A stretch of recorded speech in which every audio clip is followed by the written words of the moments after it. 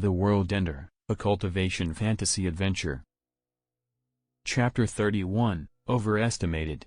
Monday morning at dawn, Yunnan and Leo woke up as usual, out on their training outfits, and proceeded to wake up Reina, who was adamant on sleeping a bit more. They dragged her to the wash basin, the room they used for washing their faces, and helped wash her face and sober up. Then they helped her put on the spare leather armor Yunnan provided yesterday. First put on some thin linen shirt and shorts, then put your head through the hole in the big flabby piece and let the front side be on your chest, then buckle the straps on the sides tightly, not too tight you cannot breath nor too loose it moves around when you move, then put the pants like any other pants. I put a hole for the tails, but it might feel uncomfortable, so please bear with it until you buy something fitting with Faye later. A few detailed answers later, Yunnan had to dress Reina himself, like she was a 5-year-old. Apparently she always needed help to dress herself. They needed to teach her to be independent before long, or she will never be dungeon material. Finally, about half an hour later, they left the dorm to the field. They started jogging slowly. Reina was in a worse shape than they thought. She could not even finish the first lap, and had to sit and regain her breath. What was worse, she could only do squats and could not do more than 3 push-ups and 5 sit-ups. One word popped into the minds of Yuna and Leo: pampered. They asked her about the training she did, and she told them it was all about magic theories and chanting, nothing else. She explained to them that her own race, the Eastern Fox Kitsune, has outstanding magical abilities, and that was what they focused on. They would only start physical training a year before they enter the dungeon of Tartarus, merely to be able to keep up with the travel needed for going up and down the floors. No wonder she was this out of shape, thought the boys. Even ordinary 10-year-olds would have been ahead of her in that regard, and so she was told to try and push her limits every morning, because otherwise she would probably pass out before the first hour was over. And so instead of chanting, they had to make a plan for Reina to grow stronger, very fast. Otherwise leader would punish them for not taking care of her, and based on the training regime Yunnan had, punishment was something to avoid harder than death. After sunrise, the boys showed Reina the bathhouse and told her to clean up fast and not linger there, or she would miss breakfast, and with her physique, she would need any energy she could muster for class. Even after the warning, Reina was still late for breakfast, and Yunnan had to take out some food for her. Apparently she was waiting for someone to wash her, and since it was morning no one came and she had to get out before time for class. That earned her some weird looks, and in compromise, Leo and Yunnan flipped a coin on who would show her how to clean up herself. They would never let Faye or leader take care of that, as they would just take advantage of the situation and pet her till they were content. Maybe they would even request to bathe her every time she needed to, which defeats the purpose. Reina ate and hurried on her way to Hall 5 following the boys. When they arrived they were met by Balan, who pounced at Reina and took her in his arms, cuddling her. It took both Yunnan and Leo cursing at him and pulling Reina from his arms, telling him he can have her after class, and threatening him to tell the other he took advantage of the defenseless girl. It finally worked when Yunnan brought leader in their threats, and Balan had to relinquish the girl to her roommates.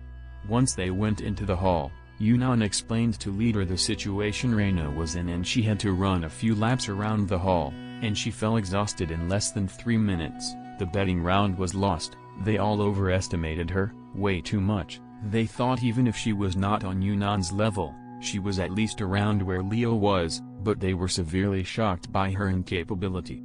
After deliberation, debauchery came to a conclusion. Physical training was a priority for Reina, while Yunnan and Leo had to continue the old regime.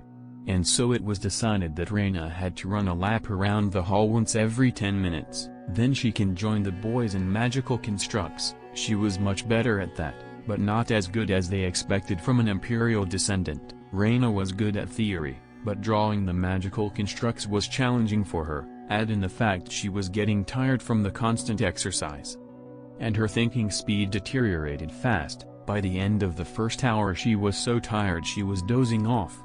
As expected, debauchery could not help themselves and let Reina take a nap until the last hour of the morning lesson. She restarted the same routine of a lap every 10 minutes, but with the added chanting of the Divergent series, during the drawing of magical constructs. She made enough mistakes that Yunnan and Leal, who could reliably calculate until the 60s, could not count past the 10s before restarting thanks to Reina.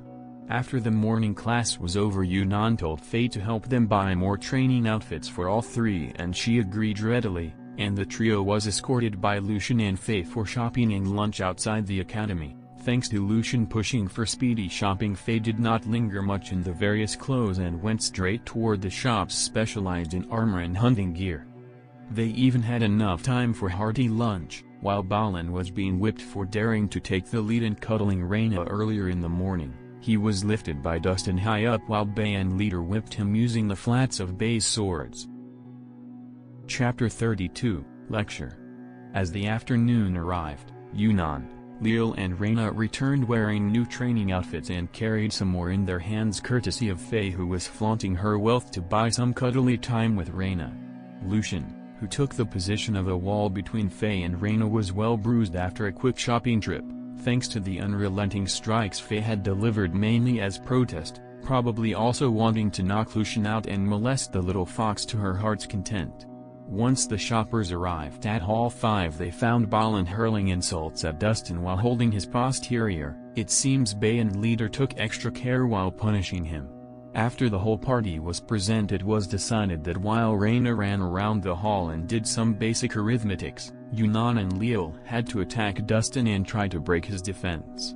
Leal was given a bastard sword, about a meter long, while Yunnan was dual-wielding two one-handed swords.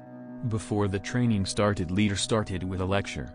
The class system is wrong. Leader started, all humans and half-beasts are born well-rounded. There are some innate advantages that plays a role in the development of stats, but that is all. Therefore there is absolutely no rhyme or reason for the class system except for division of labor, making it easier to classify and divide adventurers.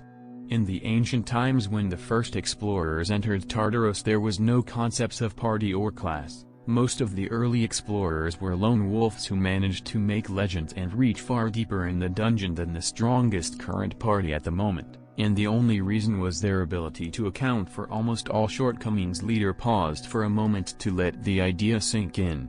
All those innate advantages only help you develop a stat faster than the others. For example, Reina, as a kitsune, she has the innate ability to learn magic faster than almost all creatures. As the kitsune has a high affinity for magic, they can advance their wisdom faster. They are good at all magic, yet are more attuned towards illusion and shape-shifting magic. Leader pointed at Faye, who stepped forward. Elves are also magical, thus they can train in magic as fast as the kitsune, but they are attuned more towards nature. They make wonderful healers and elemental magicians. She then pointed at Balin, who stepped forward while Faye returned back to her spot. Dwarves are smart and also lean towards wisdom, yet they do not cast magic but become smiths and engineers. They are very straightforward and also strong because of the requirements of smithing, thus they make good protectors, and those dwarves who chose to study magic make the best enchanters. It is the same for all of the sentient races, they all can advance faster in one stat than the others. Humans, on the other hand, are different. They suffer from focus. They can train a certain stat and keep getting faster at training in it. As long as they do not stop, they can reach the peak of said stat. But if they shift focus to another stat, they advance slower than the last time and take longer to reach the same point, and can suffer from regression in the first stat. Thus most humans focus on one stat or two simultaneously. Even if trained, they naturally lean towards one or two, and that leaning means they will advance faster in their favorite stat. And so the idea to master one stat faster than take a long time advancing in a well-rounded manner spread, and from that idea the class system was born. The idea that the jack of all trades are worthless came from the fact that many abandon the road before it bears its fruits, but the truth is different. If one sticks to training all paths, one would steadily advance faster in all stats. It will just take about twice to thrice as long to reach the power level of a master that focused only on stat. Yet many forget that a jack of all trades on the same level as a master is far more potent as a party member than the master. For example, let's take Yunnan and Littletails for example. They are both level 1 in wisdom, but Yunnan is also level 1 in dexterity, strength, and Constitution, meaning he has 4 chances to survive an attack while Little Tails has only 1. Yunnan can run faster, hit stronger, take more punishment and still think as fast as Little Tails. While Little Tails can only use her brains and make a strategy using her party members if she wishes to survive, Yunnan can just ditch the heavy load of useless teammates and survive, if he cannot save any of them with him. On the other hand, Little Tails' survival depends on the same heavy baggage that Yunnan can just ditch. Ever since Bei told me his student wanted to learn everything, I had the idea to train him into a master of all trades, and this is the point of the training we are putting you through. Every day, you use your brains, strength, constitution and speed to solve all kinds of problems that seem a bit insignificant, but there is visible progress in the way Yunnan grew, albeit slower than most. Yunnan can destroy anyone who has put in the same time into only one stat, so I hope you can understand if we are harsh or sometimes unreasonable as you start to grow faster, and stronger and beyond those on your level. One more point, the path of an all-rounder is long and hard. Luckily you guys started before you went into the dungeon when it will be too late. If you start training your other stats only just before adulthood or after it, you will find it harder than it is now that you are still children, so forget all about what the rest of the academy is being taught. We are preparing you kids to become explorers and not some soldiers who cannot even advance while in the dungeon and have to depend on the guild for their livelihood. We may seem easygoing and eccentric, maybe even a proper party if you see us fight, but never forget, before we joined hands and debauchery, each of us had to survive for years in Tartarus, alone for some of them, and even if you see us take the proper classes all of us can easily be as effective as a party in the same level. That is the rule of Tartarus, those who are adaptable survive while the other become feed for the monsters. On that note ended the lecture and the training started. From one look you can tell the kids have been given a clear path to tread and the motivation they needed to walk it. Chapter 33, Lucky Star. The afternoon lesson ended with a satisfied debauchery. Well, certain indignant voices were heard when Yunnan, Lil and Reina left hall number 5 towards the baths. The voices grumbled on and on about needing to assign escort duty to protect Little Tails in case of danger. The voices had a tinge of tears and heard when Lucian was ordered to be the permanent hidden escort for the 3. Yunnan went ahead and booked a small bath for the trio to enter, just in case someone decided to join them in the bathhouse. As previously discussed, Leo taught Reina the general way of how to clean up, and the 3 of them soaked in the bath until sunset. Yunnan lost the coin toss and carried the sleepy fox back into the room, while Leo went to the cantina and took out double portions for the 3 of them. After dinner the 3 went to bed to rest their weary bodies for the new day. Tuesday morning, the 3 youngsters left their room in silence. Neither of them wanted to practice this morning, they did not even want to wake up this early, but they had to for the sake of their future selves, so they started by doing 2 laps on the field. Reina did finish both laps out of sheer will, then they proceeded to do 10 sets of each of the 3 basics. Then they sat down and started counting a divergent series, correcting each other. They chose to reduce the amount of physical workout for 2 reasons, first to keep Reina from feeling left behind, secondly in an attempt to lower the burden they place on their bodies especially after the harsh training from yesterday.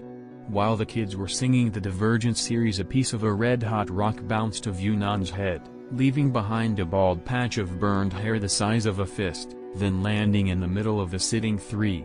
"Let me see." Reina offered to check the existence of a wound on Yunnan, who was clutching his head from the pain of the impact, while Leah was checking the oddly smooth stone cooling down in front of them. A crisp sweet laugh sounded from Reina, who tried to hide her mouth while giggling. It drew the attention of Lil, who looked at Yunnan and was in dire need to laugh himself. Yunnan touched his head where the stone hit him. He did not feel anything was wrong until he touched the unburned hair outside of that area. An ugly look appeared on his face. He had a fist-sized bald patch on his head, visible to all who looked at it. "You can laugh, but only this time, so get it out of your system," said Yunnan with a sad voice, and was about to throw away the stone that offended him. But then he felt the oddly smooth glassy feeling that is not part of how rocks usually feel, so he pocketed it instead to keep it as a trinket. While Lil and Reyna could barely stop laughing before they start again after looking at Yunnan Abed and his bald patch, they walked to the room and Yunnan put on a hat to cover his head. He wanted to find a barber immediately and do something about his hair, but there would not be anyone open at this hour, so he decided to go after the morning lesson and steeled himself for the jeering he would get from debauchery. Yunnan laid back on his bed feeling something was off. He asked his roommates, "Why are you so energetic? Aren't you supposed to be tired and have sore muscles from all the work yesterday?" "I am used to doing morning training, so it is understandable that my constitution is better than yours and can have energy, but how come you have energy when you have such bad constitution?" "I don't know, ever since I started laughing I felt better, all the soreness was fading away," chirped Reyna. "Same here," shrugged Lil.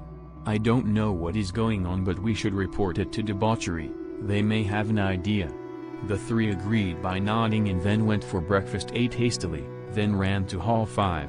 As expected, the welcome party made of Faye and Balin was waiting at the door. When Yunnan saw them coming over, he removed his hat and the sudden appearance of the bald patch took the two by surprise long enough for Lil to move Reyna inside the hall, followed momentarily by the roaring laughter of Balin and Faye. Yunnan came inside the hall and got everyone but Leader on their knees. After everyone calmed down, Leader looked at Lucian for an explanation. Since he was in charge of their security, he simply answered, "Hit by a meteor." That earned him a round of congratulations. It takes a huge amount of luck to get hit by a meteor.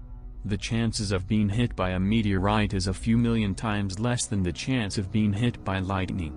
The party carried a strange ritual of stealing some of his luck. Yunnan was not sure if the ritual was a joke or not, but he did not dare ask. The ritual was simple: caress the bald patch and kiss it, and make Yunnan say, "I bless you with half my luck for the rest of your life." Before Leader got the chance to start the training, Yunnan stopped her to inquire about the strange thing about this morning. "Leader, after the meteorite hit me, our bodies started feeling better. I thought it was normal for me since I have good physic, but then I noticed Lil and Reyna also getting more energized ever since they started laughing. When we came back to the room I asked them about it. They said even the discomfort from yesterday was disappearing fast. Any ideas why did that happen?" Dustin answered him first. "There are a few things that can cause the same. The most likely is the ingredients for food, but that is not the only thing. A rejuvenation blessing, or maybe a breakthrough in your constitution, so it is not very strange that tiredness can disappear suddenly. We can rule those out," said Lucian. "There was no magic cast on them while I was sitting there, and the food never had any effect before, and there is no way the guild would use level 4 or higher ingredients on an academy when there are endless aristocrats who would pay endless money for it. As for constitution breakthrough, it is very unlikely to happen to children, let alone in the same time. So that is ruled out too." As if hit by an epiphany, Balin grabbed onto Yunnan excitedly. "The meteorite, where is it? Did you keep it? Answer me, Baldy, quickly." While Yunnan was about to answer, Bay intervened and pulled Balin away, saying he cannot be that lucky. "Don't get the boy excited for nothing. He was lucky to be hit by a meteorite." "So what are the odds?" asked Faye. "About a few million times lower. I also think we should not get our hopes high," Leader got in the cryptic conversation. Yunnan took out the meteorite and threw it to Balin while asking, "What are you guys talking about? It is just a glassy smooth rock. What could it do?" Debauchery looked at the stone in the hands of Balin and in unison they said, "Lucky bastard." Chapter 34, Starheart.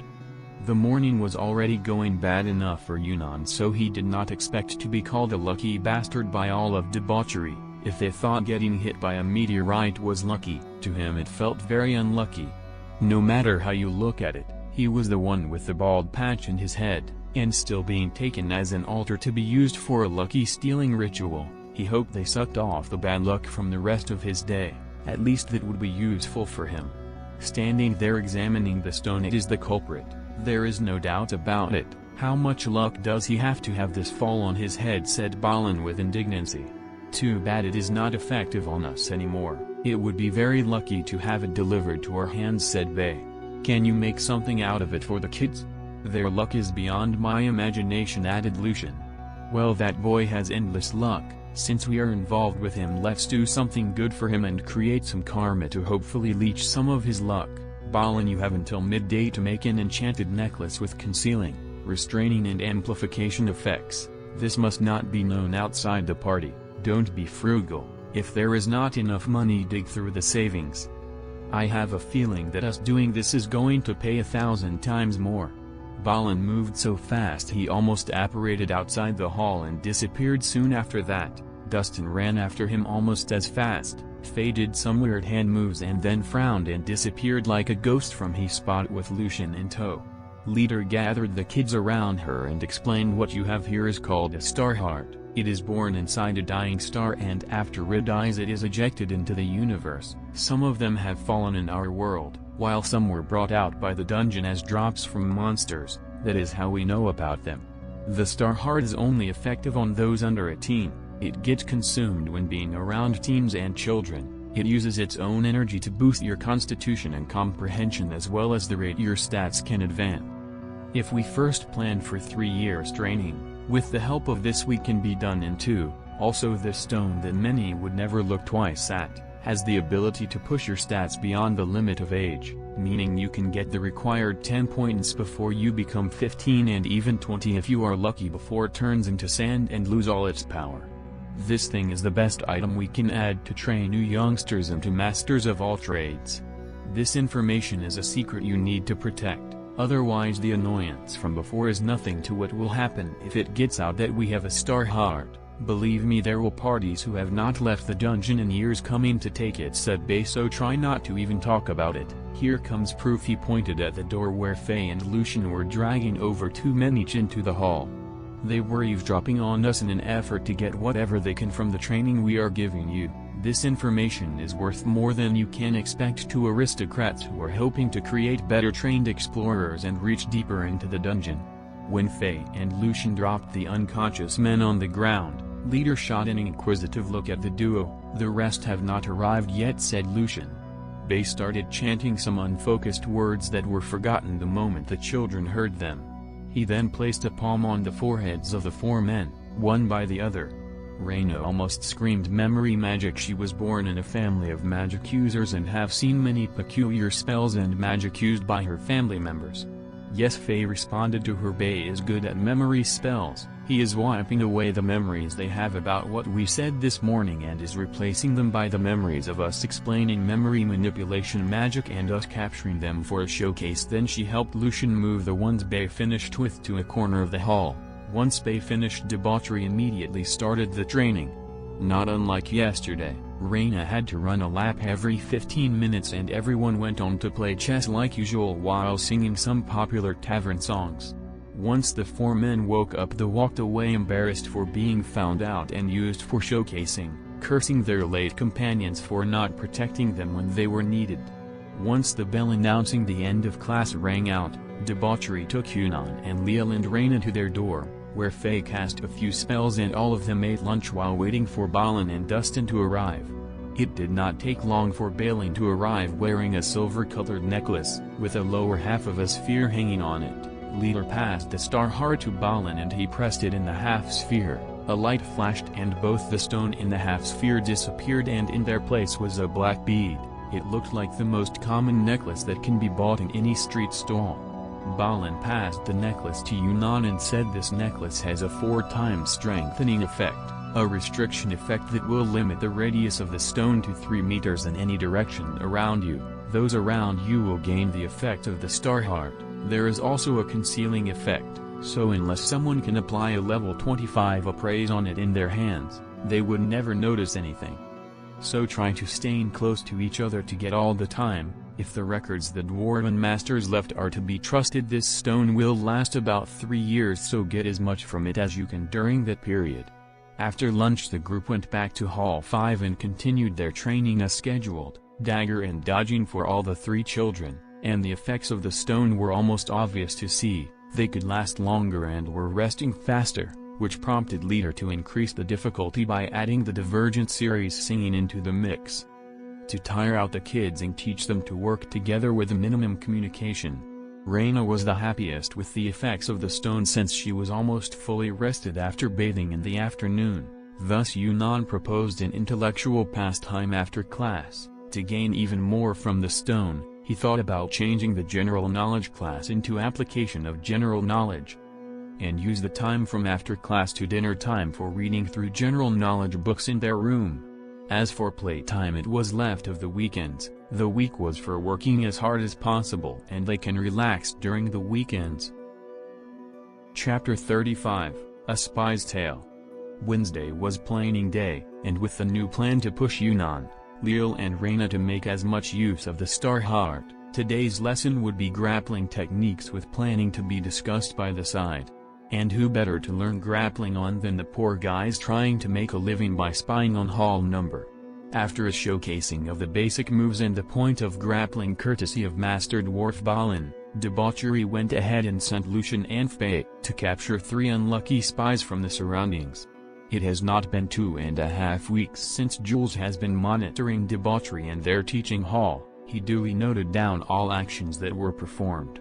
Although being unable to hear the conversations inside the number 5 hall has been detrimental to the strategist he is working with, there was no way for Jules to get close enough for eavesdropping without offending Debauchery.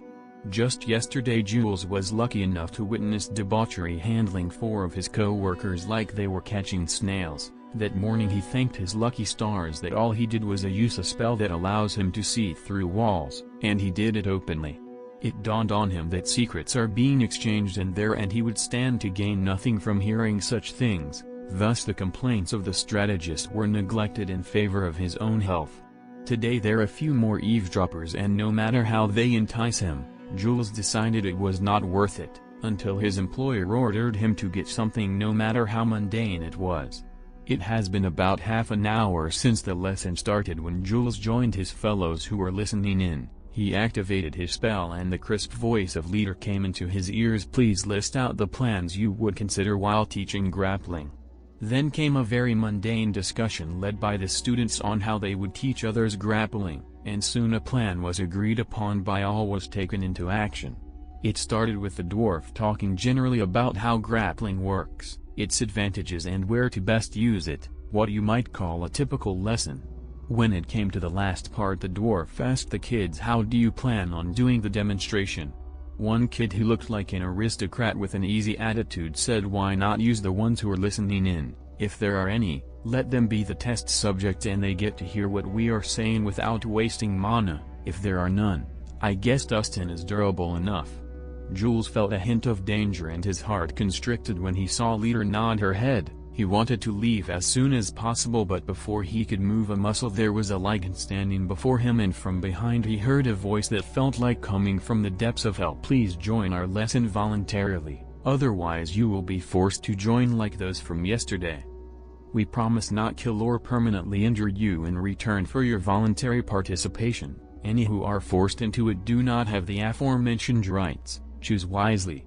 Jules stayed still.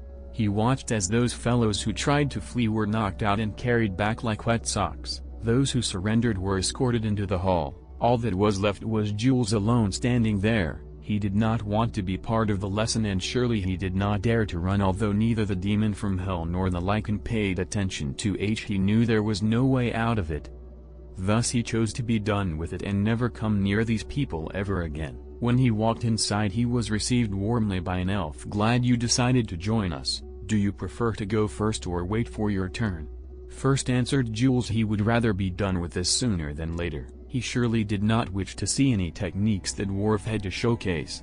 Jules strode to the dwarf ready to feel pain, but he was happily surprised by the first part of the lesson, where the dwarf only showcased the best location to grab when grappling an unarmed opponent, other than a few touches by the kids and being spun and positioned like a mannequin. Soon his turn was over and was politely sent away by the elf.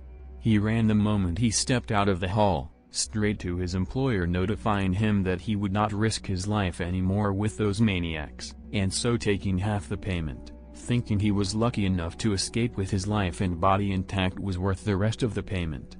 Back inside hall number 5, Balin had gone from theoretical to practical, and thanks to the untrained hands of the students, bone-chilling screams sounded inside the hall as Yunnan, Lil and Reina practiced each move as showcased by Balin. Each move he showed was a way to cripple and maim, broken bones, dislocated joints, strained muscles, paralyzed limbs, blinded, disoriented and confused the poor unlucky recipients. The injured were healed over and over and over again. Many who passed out due to pain woke up thanks to another pain. Soon the students started having pity on them and felt bad for injuring them anymore, and the lesson turned from just grappling to strength regulation. During this part, the teacher changed to Bei, who taught the kids how to judge how much force is necessary to perform the grappling with minimal injury when the objective is subduing and not killing. Bei did not forget to teach the kids all the cheap shots Balin had left out from the lesson. At the end of the lesson those who joined voluntarily were released, while those who ran away were left inside with all their injuries unhealed and groaning from pain. The last part of your planning lesson: what do you do to those who resist a good offer when they are overwhelmed? Leader asked her students who were tired and hungry. Interrogation: find all they can say without killing them, then we can decide what to do with the information. After lunch Reina answered, they have been tortured enough, I assume they won't need much coercion. Leader nodded to Bei and dismissed class for lunch. Chapter 36, Strategy, Deterrent Force, 1. Wednesday afternoon. Yunnan, Liel and Reina arrived at the hole number 5 to a very sullen and miserable. The lesson that was planned was footwork and dodging, but due to the current circumstances it was changed into target practice and strategy. The students had to shoot dart and run a lap after each dart, while discussing a strategy non-stop. Next is how the afternoon lesson went. Once everyone was ready to start, the lesson leader started by a lecture. Strategy is not for minimizing casualties, it is to win without lifting a finger, let alone having any casualties. For example, a general famous for his strategies that could cripple armies with only a handful of men, had once sent all his army but 1,000 men he trusted most. That army went to reinforce a fort at the other end of the country, and as such his fort was about to be attacked. This shrewd general opened his gates, told his men to hide and kill any who tried to scale the walls, then sat on the ramparts and played his lute. The invader knew at once there was a plot on action to decimate their army, and they laid siege to the fort for a full month before the invaders backed away for fear of reinforcements reaching the fort. In this example the enemies were defeated by mere reputation and a hint of strategy. The smart strategists refused to move before having an idea about what strategy the general was employing, thus the indecision cost them a fort. The point of our lesson is the famous general not tie indecisive strategists, and so you kids are to use these prisoners to stop any four of spine in the future. The first question you must answer is, why were there so many that ran away, and why did we release those that followed orders? Easy answer, Leo.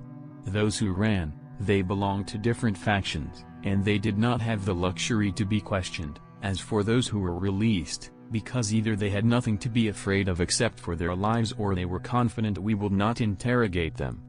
After a moment of thinking, Reina continued, those who followed orders are not a problem, because the information they had were not worth anything to them, no secrets they could not divulge. Thus the problem shifts to those who tried to run. They were either too scared they lost their logic, which is very rare in a spy, or they hold information that if uncovered would bring damnation upon them.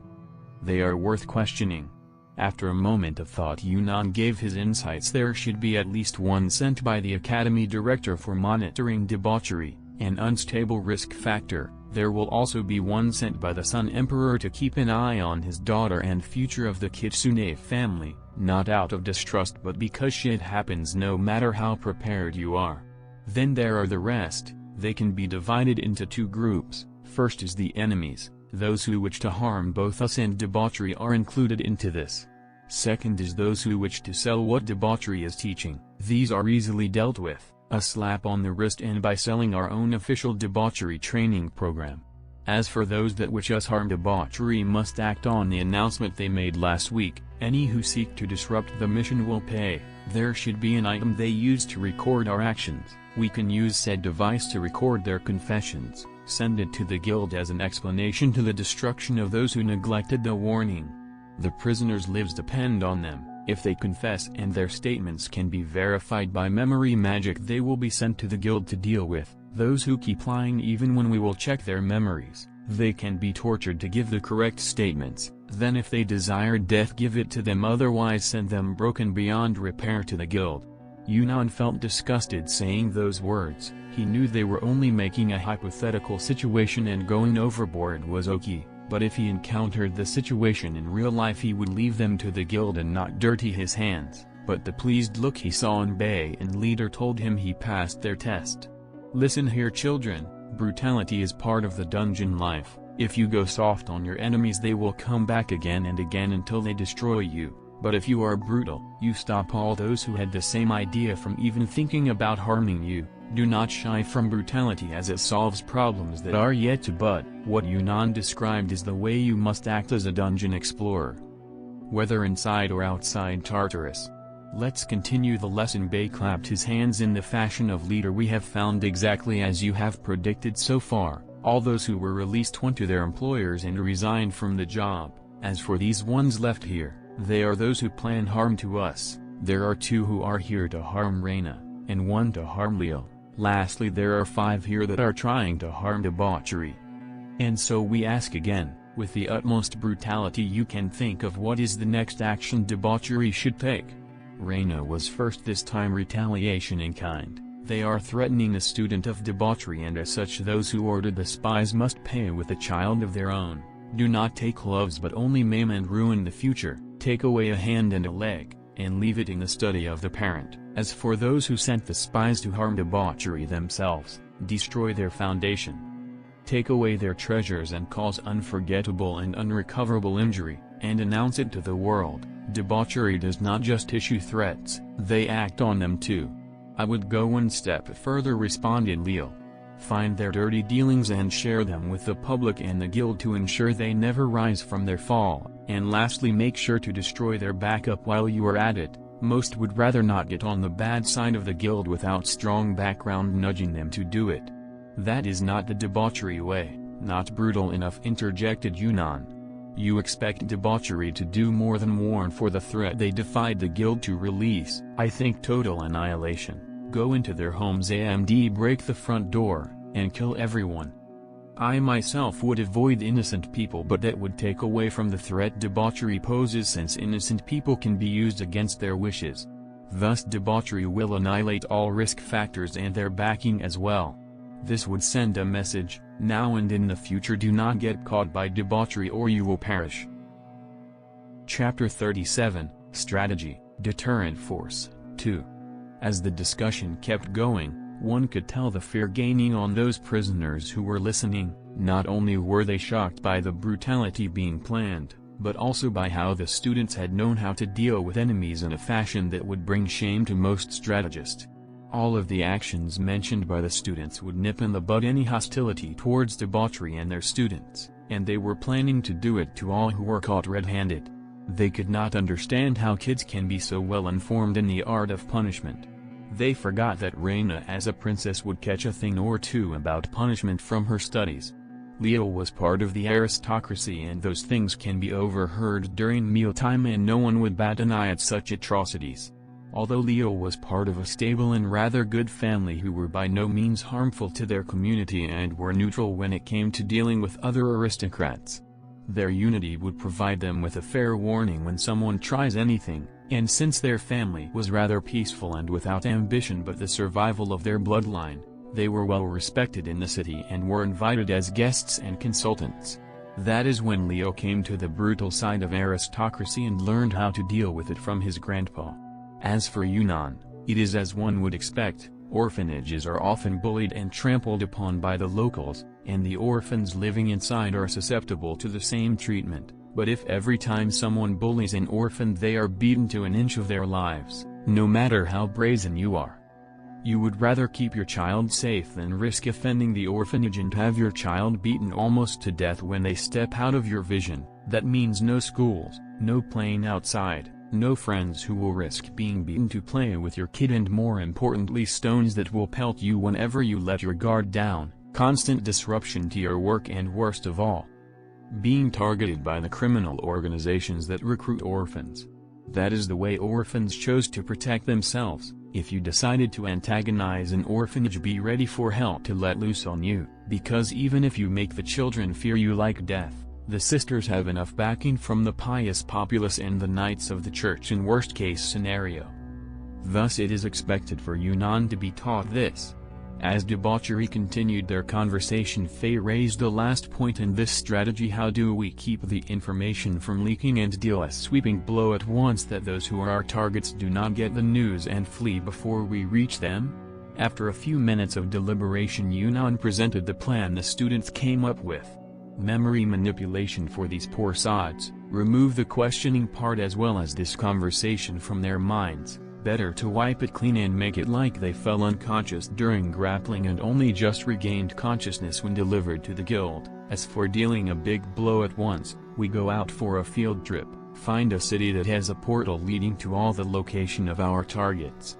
There are 8 targets, we can destroy all of them in one night if we split debauchery into 2 parts each with a memory magic user, a healer and a rogue, so Faye, Dustin and Lucian in one group and Balin, Bay and Leader in the other. Kill fast and silently, read the memories of the big shots in each target to see who is backing them, leave a bloody message that says debauchery was here. You are only allowed half an hour in each target and it has to be quiet. Once all the main objectives are dead, we move on to those who spurred them on us and do the same thing, total annihilation in half an hour and leave the same message and leave. By morning we deliver the evidence we gathered to the guild and they will find more in the ruins we left behind. There should be memory magic that can extract the memories of the dead, thus the guild would have nothing to say a warning was issued before, and the excuse of protecting the mission is more valid since harming debauchery or its students means the mission is a failure. Taking the maximum effort is not against the laws of Tartarus, the only rules adventurers are bound to follow. Lastly, there is a possibility that the guild would punish you for using excessive force. They might give you missions that will make it harder for you to keep teaching us as a best-case scenario, while the worst would be suspending your status as guild members. Since revoking it is just giving you a free rein, since they cannot stop you from getting inside Tartarus without disrupting their most lucrative operations, and cannot hunt you down for the same reason. Thus suspending you is worst-case scenario, where you must stop teaching this class and do something else to repent. We have decided to follow you in that case. I am an orphan with no strings attached to me. Leal has a grandpa who will punish him for not following you and wasting a good opportunity. As for Reyna, her father knew the risks when chose debauchery to teach her, and I have a feeling he would not oppose Reyna following you guys until it is time to enter Tartarus. That was beyond our expectations, said Leader while clapping her hands as praise for her students. We can implement the strategy you put on this weekend, and as for being punished by the guild, they have the right to dream. We are happy that you are able to use the lessons we taught you this fast. Both planning and strategy will be integrated as part of other lessons as you have grasped the essence of both. Planning is about predicting every possible eventuality and strategy is about dealing with them with minimal effort. Since you kids have reached this point faster than we thought, we will focus on physical training, while the academic part will be left to you to explore and ask about during our lessons. You made us proud. Not on the weekend, shouted Reyna. There will be parties during weekends and holidays, therefore we cannot effectively complete the objectives without a hitch. Also the weekend is our personal time, so wait for the weekday. Going to field trips during the week is much more believable than during weekends. Anyone would know we are up to something if we use our free time for a studying session. Wait to the weekdays, then no one would think twice about us disappearing on the field trip since we do not like being spied on. Well said, retorted Bay. Since you are going with us during the mission, you will clean a level 1 nest as a form of ability test. You will have only next week to study and improve your fighting skills. Now stand up and use any means necessary to touch or hit Dustin, while I deal with the prisoners. And so started the afternoon lesson, combat training. Chapter 38, Not the Face. During the whatever was left of the afternoon, Yunnan, Leal and Reyna tried their all and still failed to touch Dustin. Thanks to the effect of the Star Heart, they could last much longer and develop a better understanding of the combat techniques as well as coordination, even if it was very superficial and could not be called teamwork. They were getting used to the fact that their attacks might affect their teammates and are starting to take into consideration the location of their teammates when planning an attack.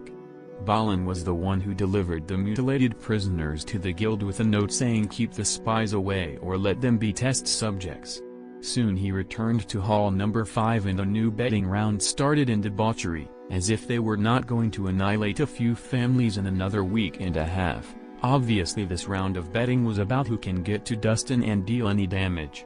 Shouts and encouragements of a weird kind filled the hall, things like grab his legs and bind him or smother him to death with those fluffy tails, and of course the classic you are losing my money, put some oomph into it. The class ended on a high note when Balin grew tired of the fight and joined in to spice it up.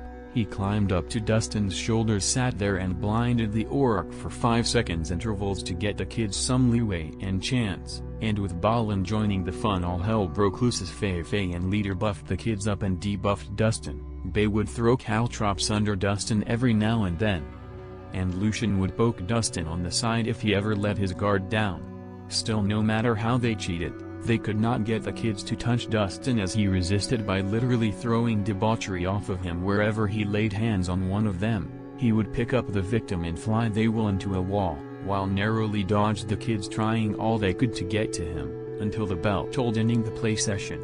Reyna had gotten used to the presence of the boys and had become a bit more open around them, thanks to the way they treated her, and how they taught her as much as they could about everything that she could not do. She had become slightly dependent on them. As for Yunnan and Leo, they treated her like a younger sister whom they must guide and protect, especially against the hands of debauchery. This period would certainly be a memory they could laugh at around a fire later on in their lives.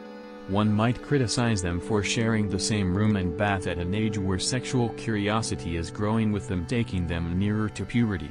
Thus something must pointed out for those people. Yunnan, Reyna and Leo are under the influence of a group that has no qualms about discussing the most vulgar of topics as if discussing the weather.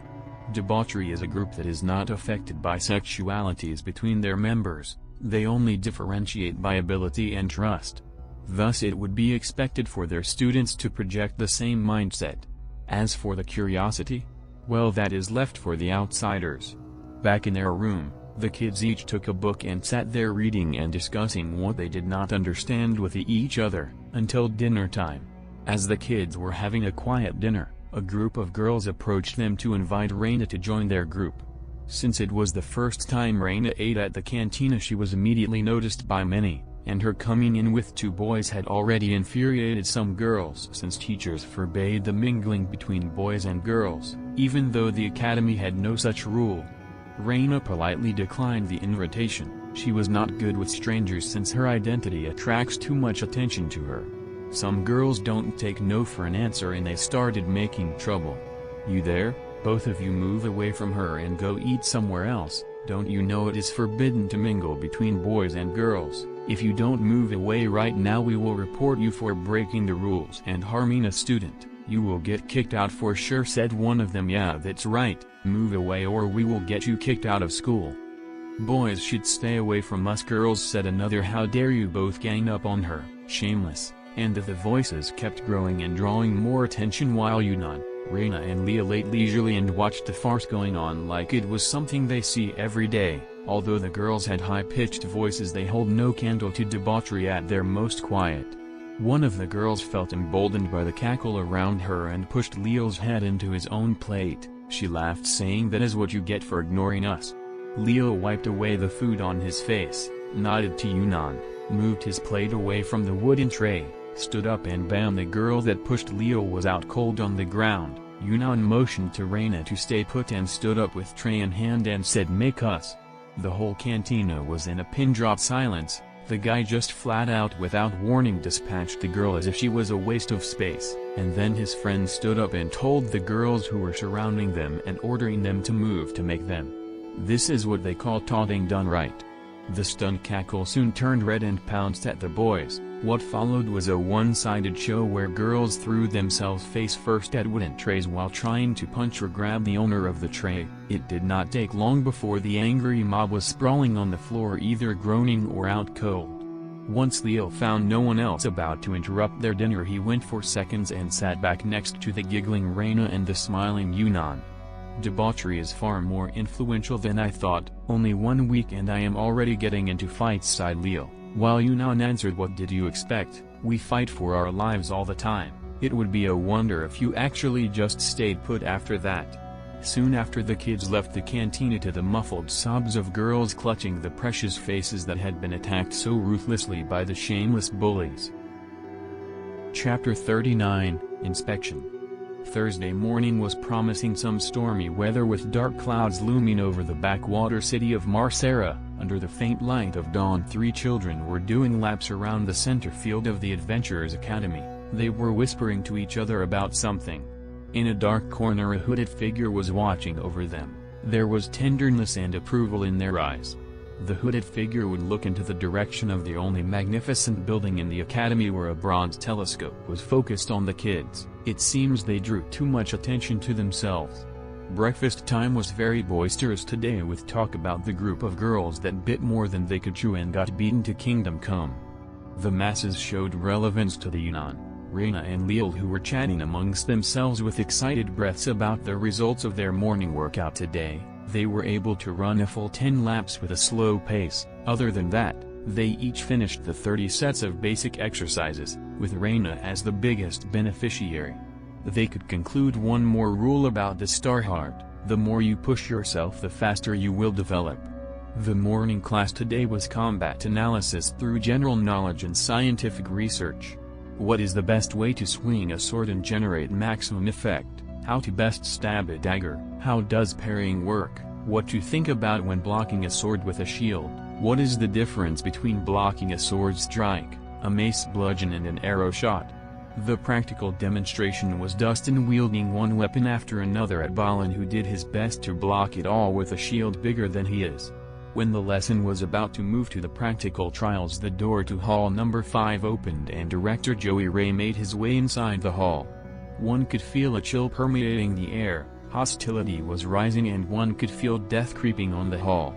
Debauchery was angry, and their anger manifested itself tangibly in the hall. The kids stood frozen in place. One move was all it took for the world to sunder, and they were not the ones who dared start it. "Cough, cough." "Inspection," said Director Joey. He had his hand near his waist, the other behind his back. He was tense enough to actually touch his hidden weapons to steady his heart. "Knock." The answer came from Lucian, who had drawn his daggers. The silent moment felt like a year. Again Director Joey cleared his throat. "Young man, you need to show rest." Dustin cut him off mid-sentence. "Knock." His brutal axes were swaying beside his thighs, making him look like a true work for once. "I am the director of T." Director Joey tried to protest but was again cut off by a growling Balin out. "Knock." Wait. His tone was more commanding and imperial. The hostility in the air grew louder in the silent hall. It grew loud enough that Director Joey actually did as he was told. He walked outside, closed the door and knocked, but did not step in. And then, like popping a balloon, the whole intense atmosphere relaxed with a snicker from Faye, a chuckle from Bay, and then Debauchery was laughing like they were not just about to kill a moment ago. "Did you like our acting?" Leader approached the scared Reina and patted her head gently. Meanwhile Debauchery pulled themselves together and sent Faye to open the door. Yunnan and Leo finally drew a relieved breath and sat down on the floor, tired and sweaty as if from intense exercise. Faye opened the door with a smile so bright it could shame the moon and said, "Welcome, Director. To what do we owe the pleasure of meeting you this lovely morning?" Boom! A crack of thunder rumbled through the heavens as if to contradict the very vibe Faye was giving off. Director Joey turned pale at the clap of thunder. "Even the heavens is contradicting you. Can you please hide the fake smile away?" he thought to himself. "Inspection," he said. "Please come in," invited Faye. Then with a booming voice announced, "Director Joey is here for inspection. He looks very cranky." She hopped and skipped to Reina in a bid to comfort her. Director Joey murmured softly under his breath and stepped inside the hall. Balin was equipping a shield bigger than him. Dustin was carrying a pile of assorted weapons. Bay and Lucian were helping Yunnan and Leo off the ground, while Reina was sandwiched between Leader and Faye, who were showering her with affection. None inside the hall spared a look at the man coming to inspect them. Once debauchery was finally ready, each of the kids took a sword and started hitting the shield Balin was carrying. Dustin was sitting with his back to Balin as they leaned against each other. Occasionally there would be a hint or a correction dropped by the adults, otherwise there was nothing but the sound of weapons battering a shield echoing in the hall. Director Joey coughed to draw attention, but he failed to draw anything to him. The kids were focused on the shield they were pummeling with a different weapon every few minutes while the adults focused on the children. Finally the director snapped and yelled out loud, "This is an inspection. What are you doing?" The man steeled himself after his outburst, which turned the hall silent once again. Suddenly Balin hollered back at the director, "You be inspecting, we be teaching. Is there anything else to inspection? If you have some bloody questions ask them, otherwise inspect silently. We are trying to teach here." The last words were accompanied by the sound of the big shield slamming into the floor beneath it. "And whom can I ask?" Director Joey seemed unperturbed by the fuming dwarf who might get violent at any moment. "The bloody cheerleaders, you nincompoop." Balin pointed at the adults making bets about how long he could last before bashing the face of the director in. Courting death was not a trait Yunnan would assign with the wizened old director, but the current situation is proving otherwise. That is because director flat out pointed at Dustin, who had his back massage interrupted and just said, "What about the orc?" That got the dwarf silent for a moment, then turned to leader Mary. "My love, this man is trying to ask a guy questions in the middle of his back rub. I cannot deal with this level of perversion. Be a darling and get him away from us please. We have about another hour of back massage therapy we need to do. Come on kids, work for your pay." And with that Balin and Dustin leaned against each other while the kids started pommeling the big shield again with their assortment of weapons. Yes, Dustin was using the kinetic energy from the impacts between the weapons and the shield to get his back a massage, with Balin acting as a shock absorber for him. Simply genius. Chapter 40, Again. Leader ushered the petrified director to come over. With no choice left for him after being ignored by Balin and Dustin, Director Joey went ahead and stood up beside Leader. When he was about to say something, she stopped him. "Just be forward, okay? We all know you are not here for inspection, so don't milk it. Ask whatever you want, we will answer if we can." Director felt grateful for the exit offered by Leader. He nodded his head and said, "Your students yesterday beat up 13 girls who did nothing but try to talk to the kitsune. They came to me with their teachers today, with swollen faces, some were even blinded by the swelling. I am here to give due punishment." Leader pouted. "Are you sure my kids did it with no rhyme or reason? They beat those poor girls because they wanted to talk to Reina? Let's find out." "Halt, group up here." A moment later all those who were far assembled into the group, with Yunnan, Reina and Leo standing in front of Leader with inquisitive looks. "This man here claims you beat up 13 girls last night in the cantina. Did you do it? If yes, explain why." "We did not beat up 13 girls. It is very unlucky. We beat up 14, a very auspicious number. First they were saying something about a rule that prevents boys and girls from mingling with girls to make Reina join them. Then they changed targets to us, and they made so much noise about how they will get us kicked out if we did not move away from Reina. And then one of them pushed Leo's head into his plate and they all laughed, claiming that is what he gets for ignoring them. Leo retaliated by hitting the girl who pushed him with a food tray to the face. They got angry and said they would make us move by force. I told them to make us. They tried attacking us and we dispatched all of them with a tray to the face each. The 14th one who started this mess should not be able to even talk for a few days from this swelling. Leo did go overboard when he hit her. That is all the details. If you do not believe me, find the 14th girl and ask the cantina staff." The girls made more noise than a cackle. I am sure they would have seen it all. Reina and Leo nodded at his words, confirming that. "Shall we find those related? I do trust the kids, and if they said they were attacked and only retaliated, I want to punish whoever tried to harm them personally. But, since they were already beaten so visibly, I will let you, Mr. Director, to handle it." She then shooed away the director and turned to her own team. "Lucian. Give them a 10-minute rest and play with daggers. Feel free to retaliate. Keep them on their toes all the time. Bay, do your magic thing. The stress have been killing me. You three can help Lucian toy with the kids. Off you go." Director Joey never felt so wronged and out of place in his years since he became an academy director, so as retaliation against debauchery he did nothing in the matter of the fight. Let the kids sort it out among themselves, he thought. The rest of the morning went fine and soon came lunchtime. Lil took the lead and filled the table they were sitting at with enough food for 8 people. Ever since they got the Star Heart, all their growth was translated into energy needs, and they have been increasingly more, the more energy they used. It looked like 3 gluttons feasting as they chatted and stuffed their faces. When they were about done with the food, a group of people loomed over their table, but they were ignored as if they did not look threatening enough. "Were you the ones who injured my classmates?"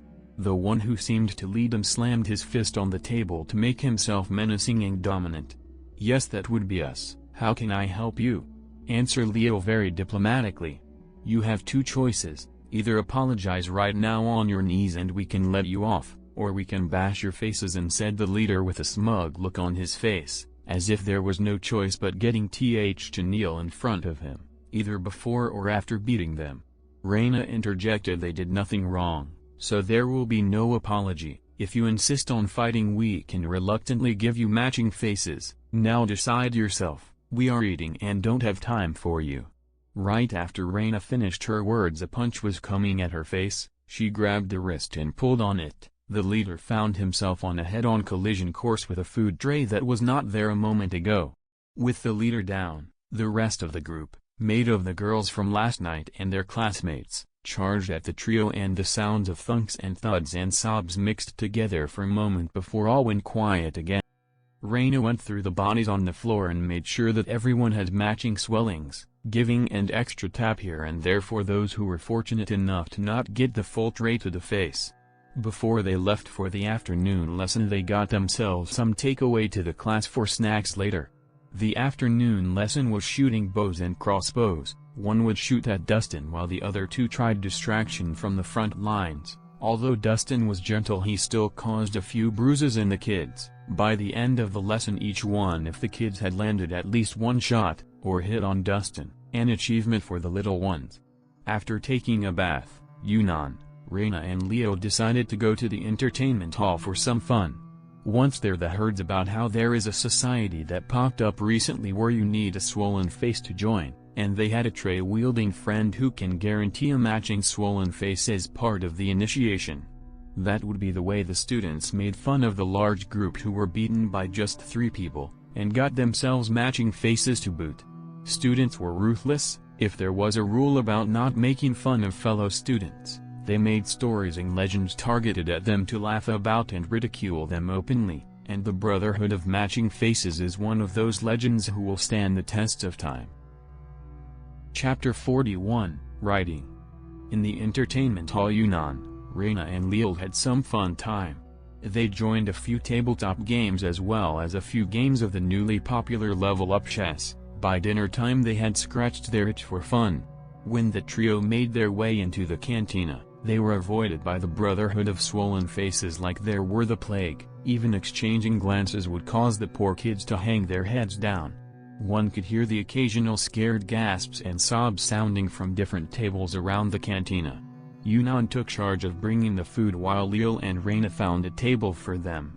They chatted happily about their time in the afternoon and evening. There were even some fellow students who came for some words about how they got that good and what they did for training or how much time they trained to get so good. But the trio only answered that they just worked hard and trained with heart and soul. On Friday morning, Yunnan and his friends were surprised to find a table full of notebooks in hall number 5, and all of debauchery was sitting down and writing something with great focus.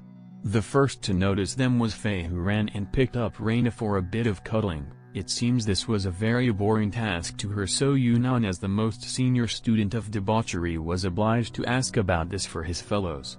"What are we studying today, leader, and why is Faye this bored?" "Raina will suffer if all of you get that bored." Although Raina herself enjoyed the cuddles. Too much of any good thing is a bad thing, therefore whatever is going on with debauchery, it is bad for their health. Leader looked up and glared at Faye, who got back to her own seat and sat down with Raina on her lap.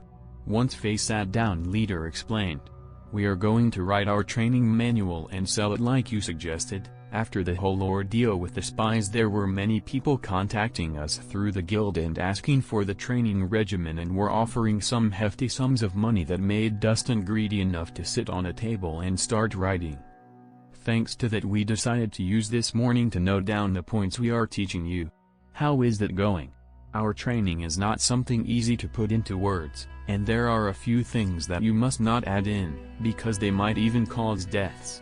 Also, you need to never explain the point of each training. You are writing down a training regimen and not a detailed manual. Leo listed the points he thought were the most important.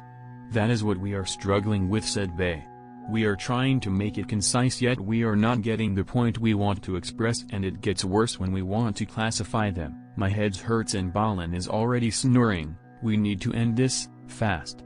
Yunnan felt some pity for debauchery. They were not the academic types, no. They are more the type to prefer a good fight over reading a book. They are smart, they just get bored really fast. Yunnan decided to offer some help. Why not classify the training according to stats? For example, put chess into wisdom training, archery into dexterity, running laps in constitution, and sword training into strength. Then maybe add an extra page for things like singing to help chanting, or dancing for dodging. There is no need to detail everything we do into the regimen. Just basically write down we train in this and this and that. You mean we don't have to write down any specifics or all that crap to fill the pages? Balin had woken up from his nap when he heard there was a way to ease the work. Leo was the one to answer him. No one ever said there must be explanation in training manuals, it's just that many write them that way. On the other hand, there is a better way to write it fast and not need too many words or explanation. Do tell please, we need to make as much money as we can from this before knockoffs enter the market. Before we do, said the eager Dustin with his sparkling eyes on Leo like a treasure chest. Why not just write down our own schedule? Leo started explaining his point with clear words. Write it like this: Monday morning magic theory, Monday afternoon sword practice, Tuesday morning chanting, Tuesday afternoon dagger practice, Wednesday morning planing lessons, Wednesday afternoon dancing lessons, Thursday morning strategy lessons, Thursday afternoon archery, Friday morning general knowledge, Friday afternoon shield and block lessons, rest of the week free time. The hall was kind of quiet after Leo stopped talking. It can't be that easy, no one in their right minds would pay for that, said Balin, while Leader had a flash of enlightenment. No ever said they needed a detailed manual. As elite explorers, we would expect anyone that would read this to be very aware of the point and the way we do things. Besides, many will pay for this because we are elites. What do you think, Bay? I am in favor of adding a few things to flavor up the booklet, like a few descriptions, but that is all. Like you said, Leader, we are elites and we don't cater to the masses. We only think about the elites, and they would know what we mean by what is inside the manual. So I guess we are done with the writing part. A few moments later the hall was clear and a dance lesson was conducted to allow everyone to relax for the whole morning. Debauchery traded a whole morning of fun for a half an hour of a dull task that they did not even complete. The hall was filled laughter as everyone danced in every way they knew how to. Chapter 42, Getting Rich. Thursday afternoon was decided to be for combat tactics and formation, something that Yunnan, Reina and Leo were very much lacking. The lesson started by identifying who is best suited where, and based on ability so far Yunnan had to take the front and left the other two to shoot crossbows from a safer distance, giving Yunnan the job of distracting the opponent they were facing, while Leo and Reina had to deal the actual damage. There was a bit of a risk since the two needed better aim. Leader had some information to share with her students. We are proud to introduce to you, our dearest students, the first manual detailing the training regimen that debauchery came up with to train the ultimate perfect all-rounder. This booklet here generalizes the steps that will be taken to ensure the birth of an unmatched explorer. This training regimen can also be used to train ordinary all-rounders, if they can keep it up without dying of boredom, that is. This booklet here will be sold in an auction tomorrow Friday evening, and there will only be 10 of them sold.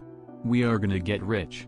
Dustin hollered into the sky. We are gonna get so rich there will be idiots who want to rob us, ha ha ha. Let's feast. Before Dustin could start celebrating he was hit in the back of the head by a flying hammer.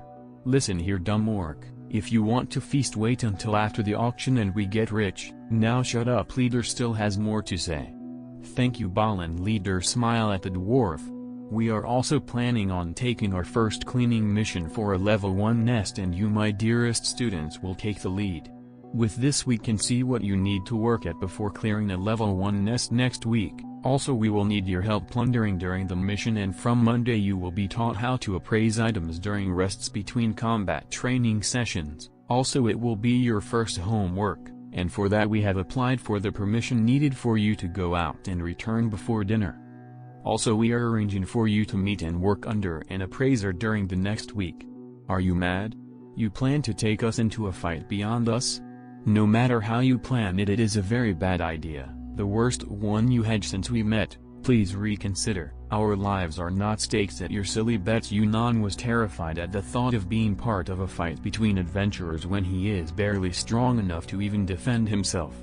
Balin had an angry look on his face. Are you saying we cannot protect you? Are you calling us weak? Boy, better explain yourself or face my wrath. What is there to explain, retorted Leo. This is a battle. No matter how sneaky you are, it only takes one stray arrow and we are dead. Unless you can clean up a whole family within 10 minutes, then I do not want to be anywhere near the fight. It is not worth my life before I enter the dungeon. 3, said Lucian. We can clear up a family in 3 minutes. The whole hour per family was for looting. We only need you after the fight is over. Does that qualify as perfectly safe for you too? If that was the case, why not say it when we were planning the mission? You could have said something them, said Reina. We know you are very strong, but we never knew how strong you are. And when Yunnan gave you an hour per family, it was on the premise it would take you an hour to finish it. Next time please include us in when you think about adding new parts to the plan. Leader waved her hands impatiently. Misunderstandings happen. For now, you kids focus on the next task, clearing a nest and appraisal, and leave the rest to us. Next time we will inform you if there is a change in plans, but still, are we not trustworthy enough for you guys to just follow what we say? A unanimous answer sounded out from the children. No. After the announcement, debauchery and its students went back to training. Cooperation and communication were the theme of the combat drill this afternoon. Friday went pretty smoothly for Yunnan, Reina, and Leo. They focused on covering up their aiming deficiency with better teamwork and luring skills. As for the general knowledge, it was used on monster behavior, namely goblins and kobolds, the majority of level 1 monsters both inside and outside of Tartarus. The auction that was planned in such a rushed manner attracted many bidders from all over the continent, and the prices of the 10 booklets ranged from 50,000 golden dragons and up to $500,000 for the last one. There were many who proposed to buy the booklets at the highest bidding price when there is more to be found. It must be known that there will be no one who would buy a copy or borrow a booklet that was touched by another before. The reason is simple. For a party as strong as debauchery, there is a possibility of a magic that can delete the context of the booklet if copied or sold. Also there is another possibility of debauchery using magic to impart the knowledge that is in the booklet, and the words are just words. Even if it was proven that all these assumptions are wrong, and the booklet was all there is, most would still buy the official release instead of secondhand or a copy no matter what. Seeing the astronomical numbers the booklets sold at debauchery went ahead and sold 20 more by dinner time because how easy they were to produce.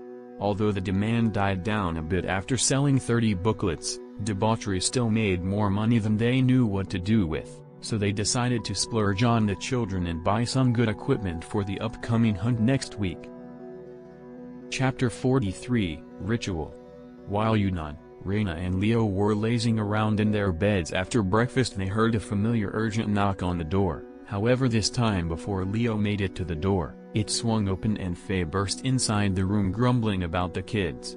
Meanwhile, Lucian just issued the standardized apologetic good morning to the residents as he followed Faye inside the room. Get up, come on, we need to get going, time is of the essence, move move move, we have so much to do and no time at all. Faye was doing this as if practiced hundreds of times. She threw away blankets, dealt a few sobering slaps, brought out plain clothes for the groggy children and helped them dress up. Thought we were supposed to rest today to be in top shape for the test tomorrow, said Leo while fumbling with his clothes. Is there something we missed or you forgot to mention? Could you at least tell us where we are going? Faye sighed heavily and patted the half-dressed Leo on the shoulder. You are taking on a nest tomorrow. You need armor, weapons, first aid kits, storage items and plenty of other stuff to buy and prepare. You used to be so smart before, sigh. Yunnan was rather perplexed. What is wrong with our training armor? You bought it for us, so it should be good for a level 1 hunt. The same for the weapons we usually train with, they are sharp enough to hunt with, right? No, Lucian answered him. There is never enough. For the sake of safety, you need at least level 5 armor to make sure you end up with all your limbs. As for weapons, we gave you standard issue weapons, they are useless and you need something more personal that would feel just right in your grip. You need also to learn how to treat wounds without magic, cooking and camping, butchering beasts, which monsters are edible, how to loot, and what to loot. Basically you know nothing and you guys are going in blind, so today we need to at least prepare you for a one-day hunt. Understand? Yes sir, answered all three of them and got ready post-haste, and soon they ran outside the room with elated expressions, and the five pranced their way to the academy gates and reunited with the rest of debauchery party, who seemed as excited as the kids when they saw them coming. Yunnan felt a weird vibe from them and his heart skipped a beat, but before he could find what is wrong, Dustin took out a throne-like chair that was standing on a rectangular box with an offering table set up at the feet of the throne. Dustin then proceeded to pick up Yunnan and seat him on the throne and kneel in front of the offering table.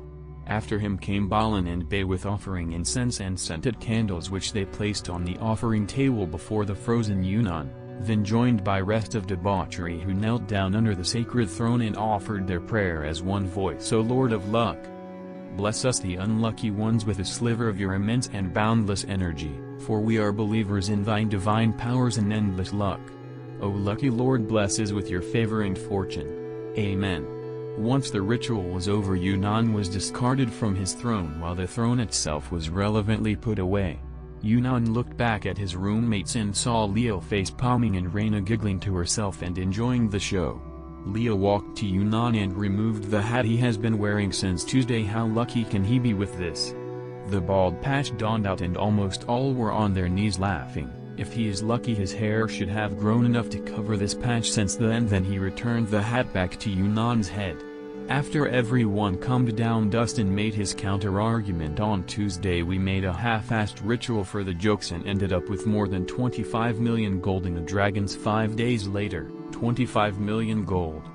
We can buy a few kingdoms with that kind of money. Now we are taking this bastard of Lady Luck to a market where treasures are everywhere. We need a luck he gives off passively to gain a treasure or two. The giggling Reina finally chirped out a few words with a tinge of laughter in them. If you want to get lucky, take him to barber. He could not go to one all week since you guys were all eager to leave after the lessons. Which was followed by hushed voices. How did we forget about that?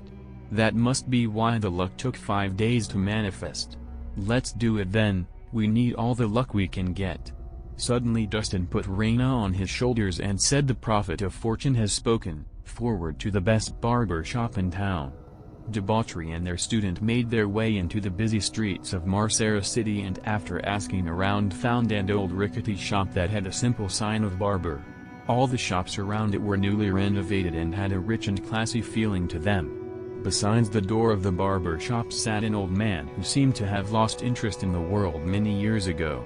Debauchery felt tricked. Well, in all honesty, the title of best barber was with the old man and his shop since the days of old. Those who led them here, led them because they grew up hearing that that shop was the best in town, although time took its toll and new barbers opened shops who were more popular than this one. The reputation stuck across generations.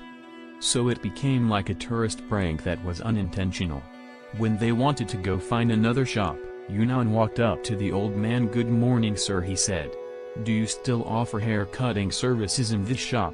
I badly need a neat haircut. He then removed his hat to show the bald patch on his head. Is there a possibility to make this look a bit less embarrassing? My friends laugh every time I remove my hat. The old man looked at his head and cracked a toothless smile. Then he pointed at the chair. The price is very expensive, 10 gold coins, no matter how long you stay on the chair. Yunnan walked back to the party and asked for money. "I have a feeling it is going to be worth it." Leader immediately took a pouch full of coins and strode over to the old man and told him, "Not all of us need our hair done, but we would like to watch you work and then decide if we would like you to work on us. Is that fine?" She placed the pouch filled with 100 golden coins into the hands of the old man, who brightened up and ushered the party inside. "Welcome to my humble shop, the best barber in town." Chapter 44, Fun at the Barber. Inside the barber shop the atmosphere was very explosive, so much ruckus and noise were spreading from the barber shop that the customers from the nearby shops and streets were drawn in and surrounded the shop and tried to look inside or glean whatever they could from the voices that escaped now and then. Let's turn the clock hands to an hour earlier. After the debauchery party and children stepped inside the barber shop, Yunnan took a seat on service chair waiting for the old barber to do his work. To everyone's surprise, the old man used no scissors or any cutting tools, but created a magical construct in each hand and started muttering the chant.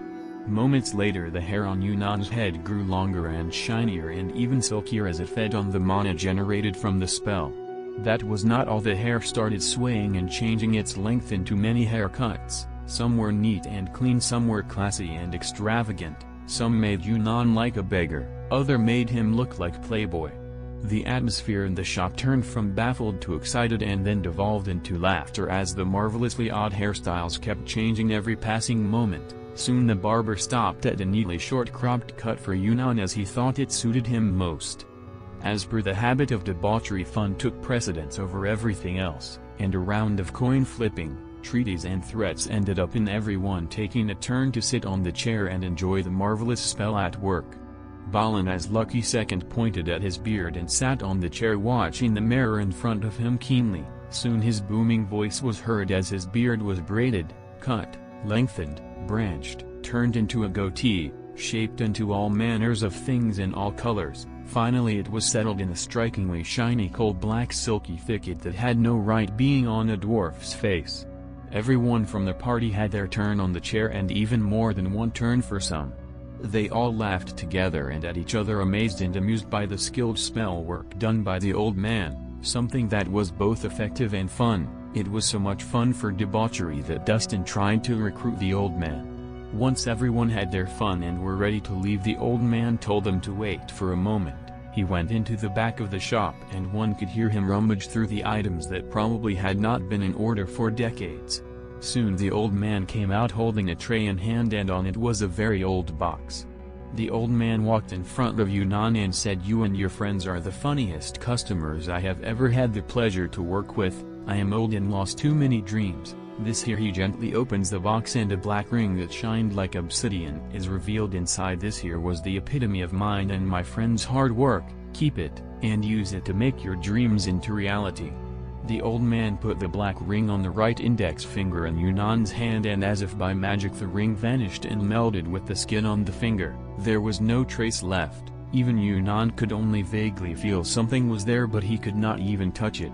"Don't forget to come back and play with me sometimes, lad, and when the day you leave for Tartarus arrives, come by and have a free haircut. I know one that would make all the ladies swoon over you."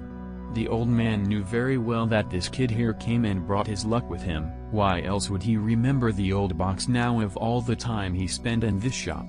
For the old man, luck was another facet of destiny or fate, one that was more abstract and intangible. Yet this kid came here by sheer luck, reminded him of something he buried deep in his heart for decades, and brought enough business with him by simply being there. If it were any other, the old man would brush it as sentimentality.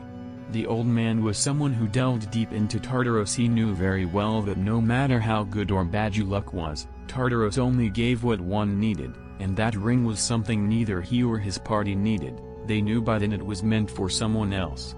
They were given that ring for the sake of another, and their job was to take it outside to await its owner. Balan bought the old box the old barber used to keep the black ring. Although he offered quite a hefty price, the old man only took a 10 gold coin, stating as an excuse that it has fulfilled its purpose and is now useless trash.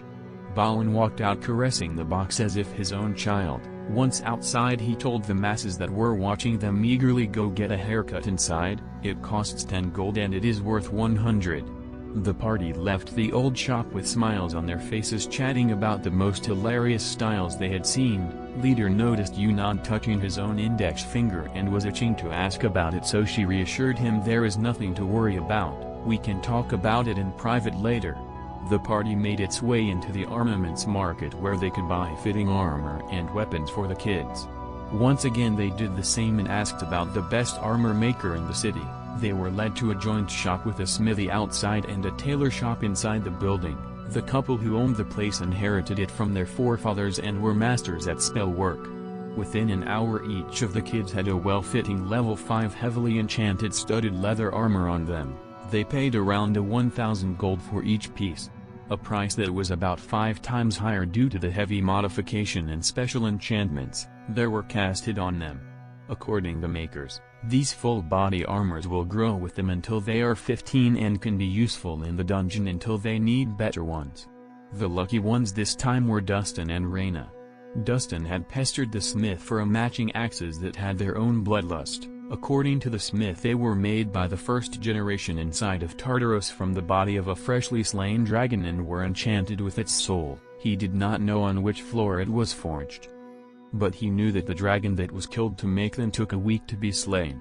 As for Reyna, she got a golden bracelet from the tailor lady as tribute to the kitsune, something her father vowed to make for them as thanks for saving his life, and Reyna was the first kitsune she ever met, whether in or outside the dungeon. Chapter 45, Taking Inventory. During the shopping spree that followed, everyone found something of value that was suitable for them, and by the time the sun was setting everyone was sitting in the suite that debauchery lived in the academy.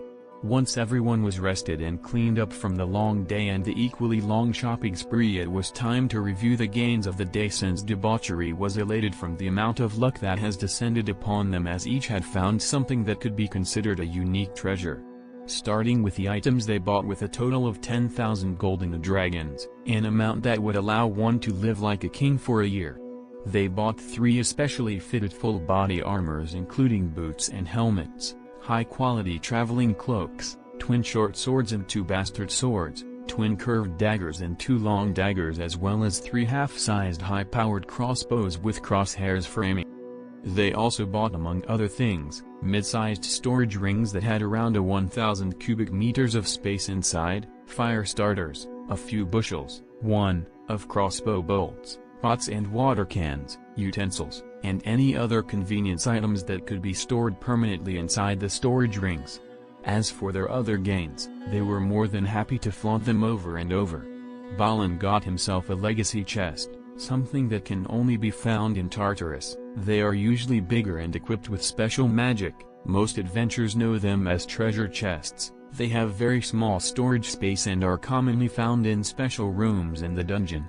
However, this legacy chest was different from the rest. It was smaller and had 2 enchantments. First was self-restoration. It can absorb mana from the surroundings or directly from the donor to repair any damages, including time erosion. Second is preservation. Cast inside of it, any item inside this box will be in a sealed state and will never degrade or lose potency during a period of 1,000 years without needing mana to recharge. If mana is required, it would take from the mana gathered by the self-restoration enchantment. Dustin got himself a pair of twin heavy axes named Dragon Claws. The were cast at the same time from the remnants of a freshly killed dragon. It took the full corpse of the dragon as well as its spirit to forge them, nigh indestructible and sharp enough to shave steel. The axes have their own bloodlust and can enrage the user. They require a strong mind and a stronger will. They can also enrage the monsters close to them, prompting them to attack the user.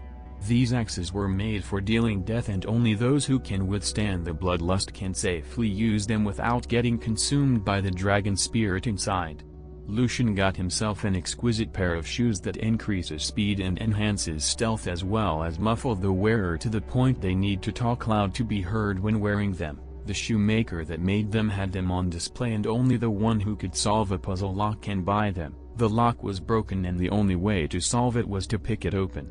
For opening the lock successfully, Lucian got both the shoes and the lock. It had a very odd function. The more you solve it, the harder it gets. If it is not solved within a year, it would reset on its own. Bay got himself a golden antique pocket watch that works by filing it with mana. The seller sold it as broken antique. Once it was injected by mana, it can be used both as a watch and a detection item. Depending on the setting used, it can detect any living aura within a sphere of 5 kilometers for as long as 6 hours. It does not need to be held in hand. As long as it stays within half a meter radius away from the user, it can project a 3-dimensional map of the surrounding into the mind of the user and even note if those detected are weaker or stronger than the user. The only drawback is the need to resupply it with mana frequently. Faye got herself a variant pet slime. It looked like a translucent milky white jello. It was up for adoption for free. The one who caught it was a local hunter who cared only about how much he could sell it for, and no one wanted to buy it since slimes are somewhat gross in the eyes of the public. This particular slime fed only on pure water and sunlight. It could heal smaller injuries and use weak light magic. Leader was the one who noticed it and told Faye, who almost choked the shop employee, to make the adoption go faster. Of course, to Faye the slime was nothing but portable skin care that can be raised easily yet can be used endlessly and for free. Leader got herself a new mana jewel for her staves. It was a palm-sized clear-cut crystal with a fog swirling inside. The stone was found by Yunnan when they passed by a rock gambling stall, where a tomb raider, or any other kind of ruin explorer, picks up rocks from the location and sells them at an arbitrary price. Some of those rocks have inside them valuables, some are just rocks. Yunnan asked questions about the process and Leader told him to choose something from the stall, and the result was a stone about 5,000 times worth its selling price. There were even bandits who tried to block debauchery after they got the stone. They had a taste of Dustin's new axes. As for the kids, Raina got a bracelet that amplifies the magic cast, with some nice enchantments added in to reduce mana expenditure and hasten the recovery of mana among few others. The bracelet had 7 gems and each gem has an enchantment on it. Although Balin only named 3 enchantments, he told her to explore it once she has magic. As for Leal, he got himself a necklace that increases one's wisdom and thinking speed. It was silver with a purple gem in it. He won it in a bet against a stranger. The bet was about who would win in game of strength between Dustin and Balin. Of course Balin won because he bribed Dustin with an extra enchantments for his new axes, as someone who had been with debauchery long enough to know how they operated. Besides, even Leader bet on Balin, so he naturally must follow the master of the house. As for what Yunnan gained, it was a mystery in itself, as it took some time to even show it to the others. 1. An expression used in the Middle Ages for buying big amounts of arrows, as they would be delivered in bushels usually used for grains. Chapter 46, Black Fate. Saving best for last, debauchery choose to examine the black ring that Yunnan got together. With eyes all focused on him, Yunnan shyly admitted that he could barely feel the ring in his finger, let alone make it visible or remove it, since he had no control over it. Balin advised him to will the ring to appear first. He needed to send an order to the ring, or the strange feeling he has by focusing on it. There is no need for mana to control the ring, as it responds to the user's will, the same thing like a storage ring, but it takes a stronger will to do so. After a few failed attempts to communicate, the ring answered Yunnan's call and revealed itself. The ring was a smooth band with shining black luster and no traces or markings on it. It looked as though born naturally from a black gem. Yunnan willed the ring to remove itself from his finger, and it slid down as if nothing was holding it in place in the first place at all. Balin took the ring in his hand and examined it carefully from all possible angles. Then he cast his appraisal on the ring and frowned as he could get nothing from it. It felt like casting appraisal at a dead rock. Once he opened his fist to pass it along to Bay and Lucian for identifying. The ring flew back to Yunnan's finger and rested itself there as if it could only belong in his hand. Thus the next order of business they thought about was for Yunnan to tell the ring to reveal its information. Once Yunnan ordered the ring to reveal its information, it projected a screen: mana donation required, yes/no. After a bit of discussing with debauchery, they told Yunnan to accept the donation, and a few seconds later Yunnan felt something he never noticed before being drained from him. He immersed himself in the feeling and gauged how much mana the ring needed to function. The ring stopped absorption after taking about half the mana in Yunan's body. It then projected another screen. Name, Black Fate. Role, Guide to the Heart of Tartarus. Last user, Adun the Twilight Star. Current user, Yunan the Wise Prowler. Requirement, Luck. Functions, Sealed, can be unsealed by completing special actions inside Tartarus. Maker, Hephaestus. User status. Strength 6. Constitution 6. Dexterity 6. Wisdom 6. Note, urgent growth needed. The screen stayed up for about 5 minutes before Yunan dismissed it. He was anxious to hear any comments from those around him. After all, no 10-year-old could withstand the looks pointed at him in deafening silence, and a moment later a collective "lucky bastard" sounded out in the room. Soon the ones flaunting their treasures were now trying to either steal Black Fate, beat its owner, or kowtow and worship the lost son of Lady Luck. No need to guess who did what, because I, the merciful author, will tell it all. Faye was pummeling Yunan's chest in protest while Balin was trying to bite the ring away from Yunan's finger to no avail, and Dustin was doing his best to worship and absorb as much luck and fortune he could. Meanwhile, Leader, Bay and Lucian were huddled together and discussing something among themselves. Leo stepped up and said with a loud voice, "You promised you wouldn't keep things from us in the last meeting. If you have secrets to talk about, wait for us to leave first." Reyna was a bit more reluctant about it. "Please keep the secrets we don't want to know about to yourselves, or at least wait until we can handle them." Leader nodded at the suggestions. "My mistake. For now, how about we do a battle drill before bedtime and get you used to your new items? As for what we were discussing, you will know about it sooner rather than later, so he will tell you about it after we are done with the threat cleaning mission." Not long after, the group arrived at Hall Number 5 and started the battle drill. The objective was to use any of the weapons they had to inflict damage at any opportune moment. Accordingly, the 3 students rotated their battle formation to allow all of them to try and use all 3 weapons to various degrees of success. The battle drill ended with satisfied debauchery. They would not need to interfere much with the children, only in the case of them freezing when faced with their first enemy, and even if they did not act, the children will be fine as long as they stay together and be cautious. There was also the fact that level 1 monsters could not damage a level 5 armor. Only the kinetic energy might do residual damage to the body under the level 5 armor. Debauchery was silent as they tread along the way to their dorm. "We sure are very lucky," said Lucian, breaking the silence. "I think it is time we get serious. Luck or not, we are deep in this. We cannot even distance ourselves from it even if we wanted to," answered Bay with a hint of annoyance in his voice. "This is why I hate prophecy. Men are not made to be bound by a string of fate. Now I truly regret not letting Dustin strangle the oracle when he wanted to," said Faye.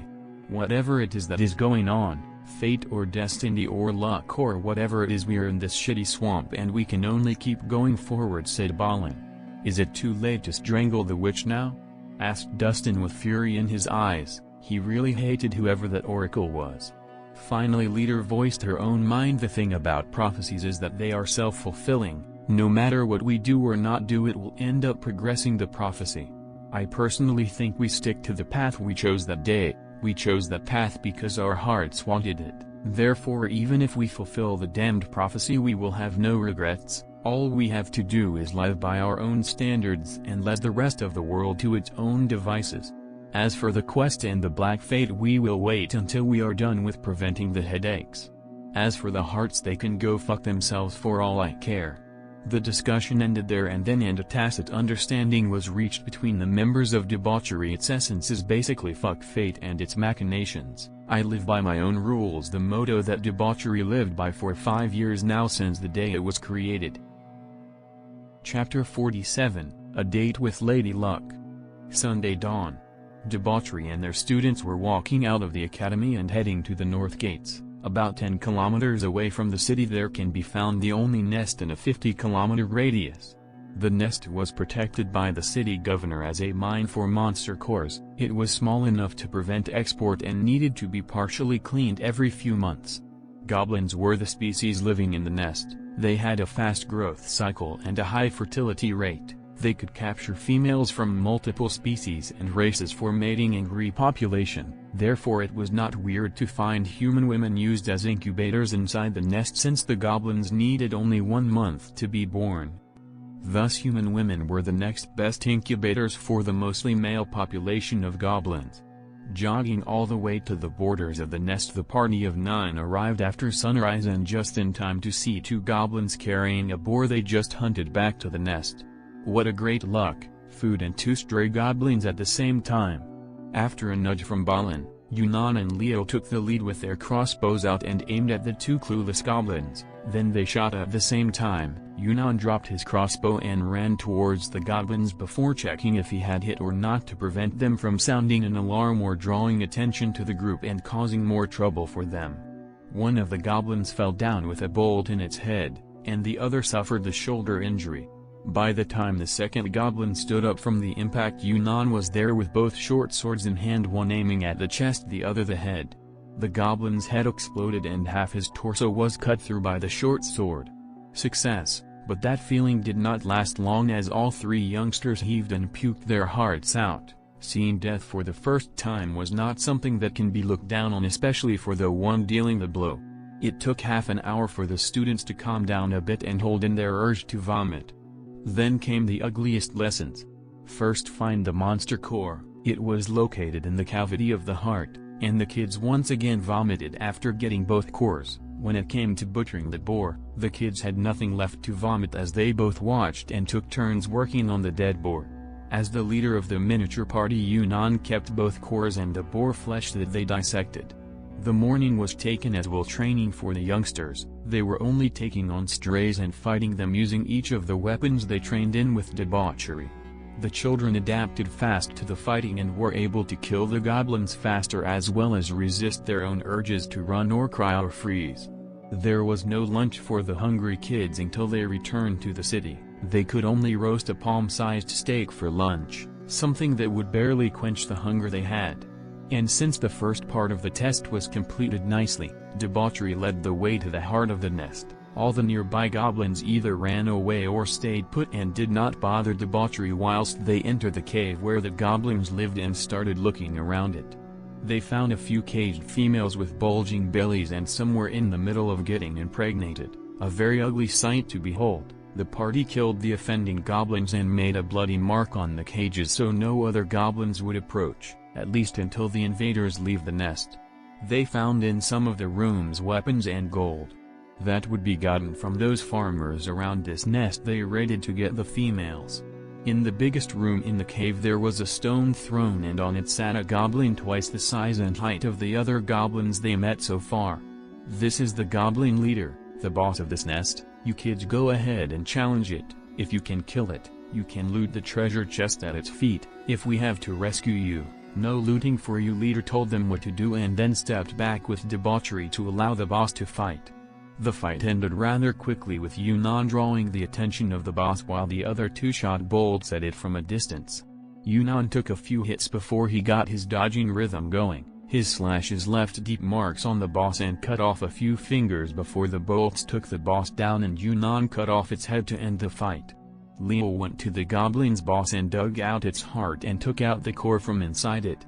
Reina just flopped on the ground from excessive stress and fear, while Yunnan walked to the chest and opened it. Inside it he found a pouch of gold, a bone dagger and an old book.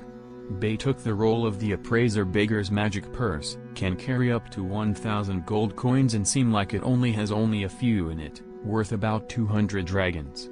Bone dagger with medium paralysis enchantment worth about 50 dragons. Oh, this is nice. A date with Lady Luck, around 5 to 8,000 years old. Can't seem to be able to open it. Try it, Balin. 7,000 years old, from the 2nd floor of Tartarus. Seems to be locked by a preset I cannot see through. Seems like this book was handed down from the group that fled the dungeon. The chest seems from the same period. On the back cover there is some goblin script. It says, "For those that mistress favors." Balin handed the book to Yunnan. Read it, he urged. Yunnan opened the book easily, and read it contents. It was a story about how the luckiest goblin met Lady Luck herself and went on a date with her. The story was simple and pure. It detailed how the goblin felt and how happy he was to roam the golden forest under the moonlight with the woman he loved most. Chapter 48, O Fortuna. Yunnan passed the book to the unbelieving debauchery. Where was the golden glow?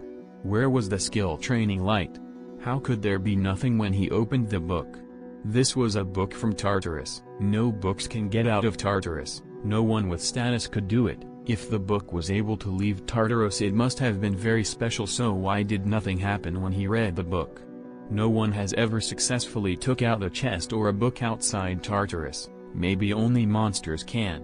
Leaving the puzzle unsolved, debauchery retraced their steps back to where the kidnapped females were. They were all under strange sedation. It originated from the fluids of the goblins. It would keep the poor victims in a state of euphoria to hinder them from committing suicide or deliberately abort the fetus. Those women would not remember what happened to them afterwards and would only feel as if they were sleeping all that time. Taking the women with them, debauchery returned to the city and entrusted them to the guards to take the appropriate and necessary actions so as to take care of the victims and deal with the aftermath of birthing for them. After selling the items they gained and putting the treasure chest for an auction, under the urging of Yunnan, the party visited the orphanage he grew up in. Reina and Leo bought some sweets and pastries for the children, and debauchery chose to donate money to the sisters instead. Yunnan almost did not recognize the orphanage overflowing with noisy and ill-behaved children. He left it just a month and a half ago and it was as quiet and peaceful as a grave. There were so many children and even the sisters were overworked and looked haggard. Yunnan led the party to meet his mother, Sister Teresa, who was so overjoyed to see him that she just held on to him all the time they were together. According to what the sisters told the nice guests who brought them pastries, since the number of pastries was too little for the kids, it was diverted to the sister. The orphanage has always been filled like this before, well until Yunnan was brought there, and most of the kids had been either adopted or taken by various organizations to train them as the next generation of members. After that, for a full 10 years the orphanage was quiet and had an abundance of resources and donations from the public. Then after Yunnan left to the academy, the orphanage filled up so fast they had to get more sisters to keep up with the surge of orphans that arrived. Yunnan could only smile silly and scratched the back of his head. It was his fault when the orphanage became quiet and also his fault for it being overfilled after he left, so he decided to sink all his gained gold for the orphanage to ease some of the immense pressure on his mother. Soon the party left the orphanage, and before they made it to the gates of the academy, there was a troop of fully armed men waiting for them at the door. The auction house had to report to the guild about a chest from Tartarus that was being auctioned after it was appraised by the master appraiser of the auction house. According to the appraiser, the value of the chest was too high for any auction not presided over by the guild. Thus summons arrived to take them to meet the chief of the guild branch for interrogation. The troops were sent back with a sealed letter explaining the situation and the excuse that debauchery were too tired and hungry for meeting the chief or provide any further explanation. As for the chest, it would be auctioned off or the guild can buy it at the suggested price by the master appraiser, otherwise it must be returned to debauchery or else bad things happen. And so the news that a chest from Tartarus made it out almost drowned any other news, and representatives from all the races met the current leader of the guild to discuss a way to deal with slippery things like debauchery without incurring their wrath and vengeance and still keep the chest, and buying it at the astronomical figure suggested by the master appraiser would bankrupt a continent. The discussion kept going until midnight, and the only thing they could come up with is how are we going to secure the chest if they insist on auctioning it. It was decided that to silence debauchery for now they would announce an auction of the chest around a month later and negotiate with debauchery during that time. As for the clueless debauchery, they were now sitting around Yunnan trying to discover any changes that happened to him but failing to find anything, until Reina suggested maybe we could ask Black Fate since it is clearly an intelligent artifact. It asked if it could absorb mana for an action, and when it revealed its information, there was only what we needed to know and not every possible thing about it. With the consensus of everyone, Yunnan ordered the ring to reveal what had changed during after he opened the book, and a holographic screen appeared. User, Yunnan the Wise Prowler. Title, Friend of Fortuna. Strength, 6 greater than 7. Constitution, 6 greater than 7. Dexterity, 6 greater than 7. Wisdom, 6 greater than 7. Luck, not bad greater than very good, new attribute. Note, urgent growth needed, you lucky bastard. For some reason everyone around felt like pummeling Yunnan black and blue for no reason at all. Some did act on such impulse. If his luck was not bad before, how obscene must it be now? It is official now. Yunnan Hair is the friend of Lady Luck and the first person born with luck as a superpower, and for that I, Balan Master Dwarf, will do my utmost to smooch off your luck until it runs dry. Now ask Little Fate if you can invoke it at will, that most horrible superpower of all. Yunnan checked with Black Fate and the answer almost got him strangled when the screen flashed. You can, but that will anger Lady Fortuna. It is advised to wait until you upgrade your luck and title to Favored of Fortuna, and before you ask. Luck can be upgraded naturally if it is accumulated and not used frequently. Chapter 49, New Training Dummies. Monday morning, the guild has just issued invitations to the upcoming auction for the most powerful and the richest people in the continent, causing a greater uproar confirming the existence of the treasure chest. As for its authentication, the list of the invited was good enough to convince anyone that even if they showcased a pile of shit and called it magical shit, it was worth buying it. As for debauchery, they were so annoyed by the amount of interruptions and spies that swarmed them.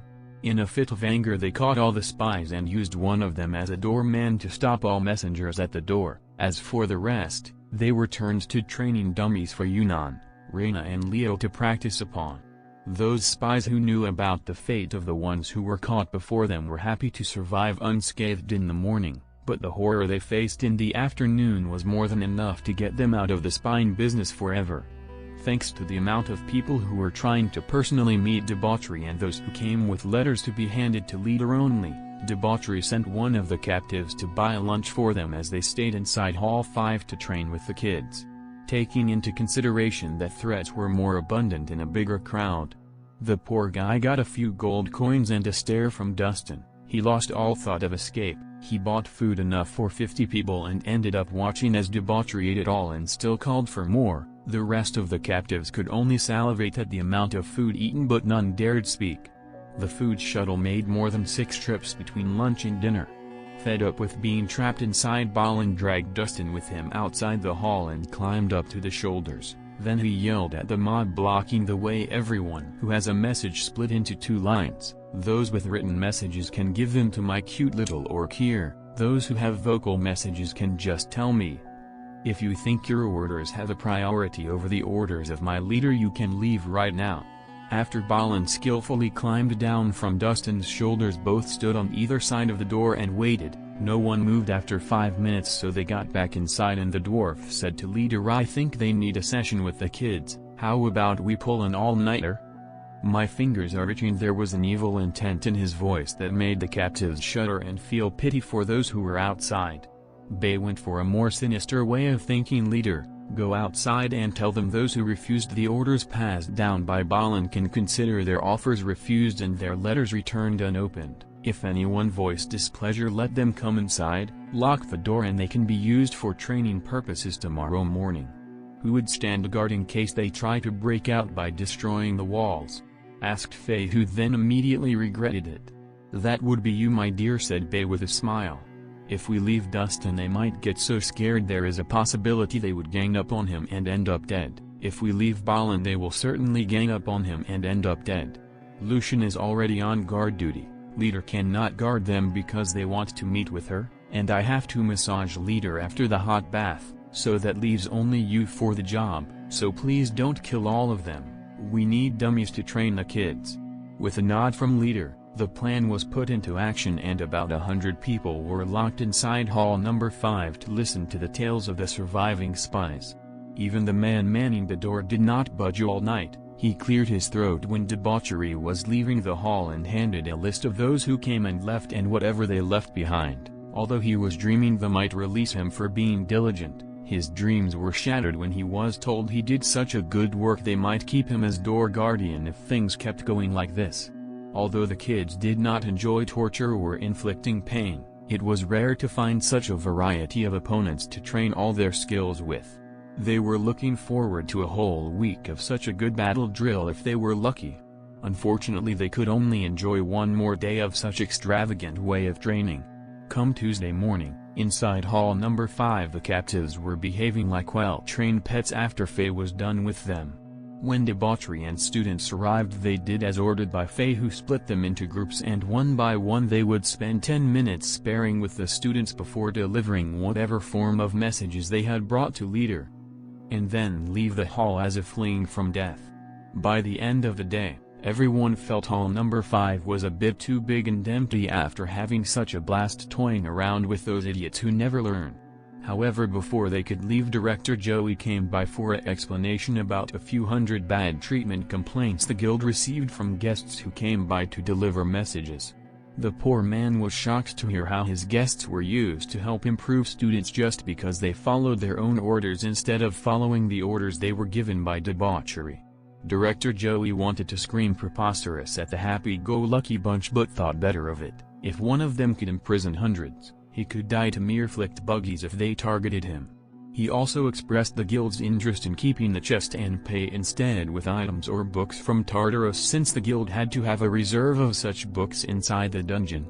As the owner of the chest, Yunnan accepted the deal with skill books and magic books of the same value. Also, the guild could not decide which books he would get, but send a full list of all the books they have and he would choose based on his needs. Director Joey returned with the offer Yunnan proposed with conflicted feelings. He was happy about the rewards coming his way for securing the chest and angry for his guests' mistreatment. To clarify, Yunnan got ownership of the chest because Reina and Leo used their share to repay Yunnan for allowing them to get benefits from the Star Heart. As for debauchery, they were out of the picture because they did not help in defeating the goblin leader and thus did not feel like deserving of a share. Chapter 50, History, 1. Wednesday morning was allocated to a lecture about the history of the world and about Tartarus, in an effort by debauchery to prepare Yunnan, Reina and Leo for the secrets they will get to know after their first clear of a level 1 nest on the upcoming Sunday. As the most knowledgeable leader took the role of lecturer. Mana is the substance that had the most effect on this world since it was created. The history of the races and the current civilization was initiated by Mana single-handedly.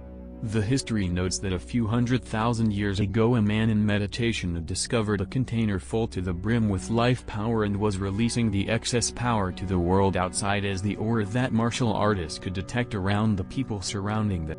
The man shared his findings with his master and friends, and with the efforts of a whole sect, the first usage of mana was perceived. At the time, mana was the innate power humans needed to get stronger and create smaller imitations of the natural powers. Soon the whole world was using mana, and researchers of all walks of life integrated mana into their research. And so the age of magic began. When the first mathematician made the first spell construct and thus successfully cast the full spell, the world descended into chaos, and those who used magic reigned supreme. A few thousand years later, the first case of mana corruption created the monsters we now know and love. A mana bomb fed with years' worth of mana from multiple people was detonated as an act of dominance that wiped out all life in a radius of 1,000 kilometers, leaving a desolate land filled with high concentration of mana in the atmosphere. Since mana is natural to the world, the animals and vegetation moved right back in without much care, but the higher density of mana caused mutations and corrupted them into angry monsters who consume mana and thirst for it, leading the monsters to hunt sentient beings who are full of mana. As the usage of mana grew in the world, the concentration of mana that would have taken millions of years to increase naturally in the world, was accelerated to a mere fraction of the time needed, and the world adapted by mutations instead of the integration that would be the case after a longer and slower exposure mana. In that era, the dwarfs created the heart of the mountain, a forge rumored to only create items of unmatched quality. The elves created the eternal forest and the heart of the forest, a tree so big it is rumored to cover an endless expanse of forestry under its canopy. The orcs created the heart of prophecy, near it orcish oracles see and foretell the deaths of the bravest warriors. The men, however, created weapons that could wipe the world clean. As for the half-beasts, they grew from intelligent monsters who loathed the rage and subsequently created the heart of the beast. a monster core made by the sacrifice of millions of intellectual monsters for the monster races to grow out of the raging mana dependency. The heart of the forest lent its life force to the monsters and the half-beasts were born. They were named werebeasts then to keep the men from hunting them down like they did with their ancestors. As the mana corruption took over the world, masters began to walk the world, being so powerful that they could lord over an aspect of the world. For example, Lady Fortuna is such a being. These beings were worshipped as gods by those who desired their favor. Among the supreme being was a smith named Hephaestus. He made a device that can absorb mana from the air and filter it down to a power source, hitting two birds with one stone, cleaning the world from corruption and create a power supply that does not need monster cores to operate and instead replace them by mana crystals. When he offered the device to the humans as he needed their intellect to make it better and more efficient, they made a weapon that sundered a whole continent that was inhabited by intelligent monsters. Fed up with humans, the divine smith Hephaestus wiped away the memory of the device and how to make it from all the minds in the world, all but his own. He then, with the help of the heart of the forest, the heart of the beast and the heart of the mountain, forged Tartarus, a place for those monsters who lacked intelligence to inhabit. It was made to keep the monsters safe inside it, and used the power of the races to keep the number of monsters in check.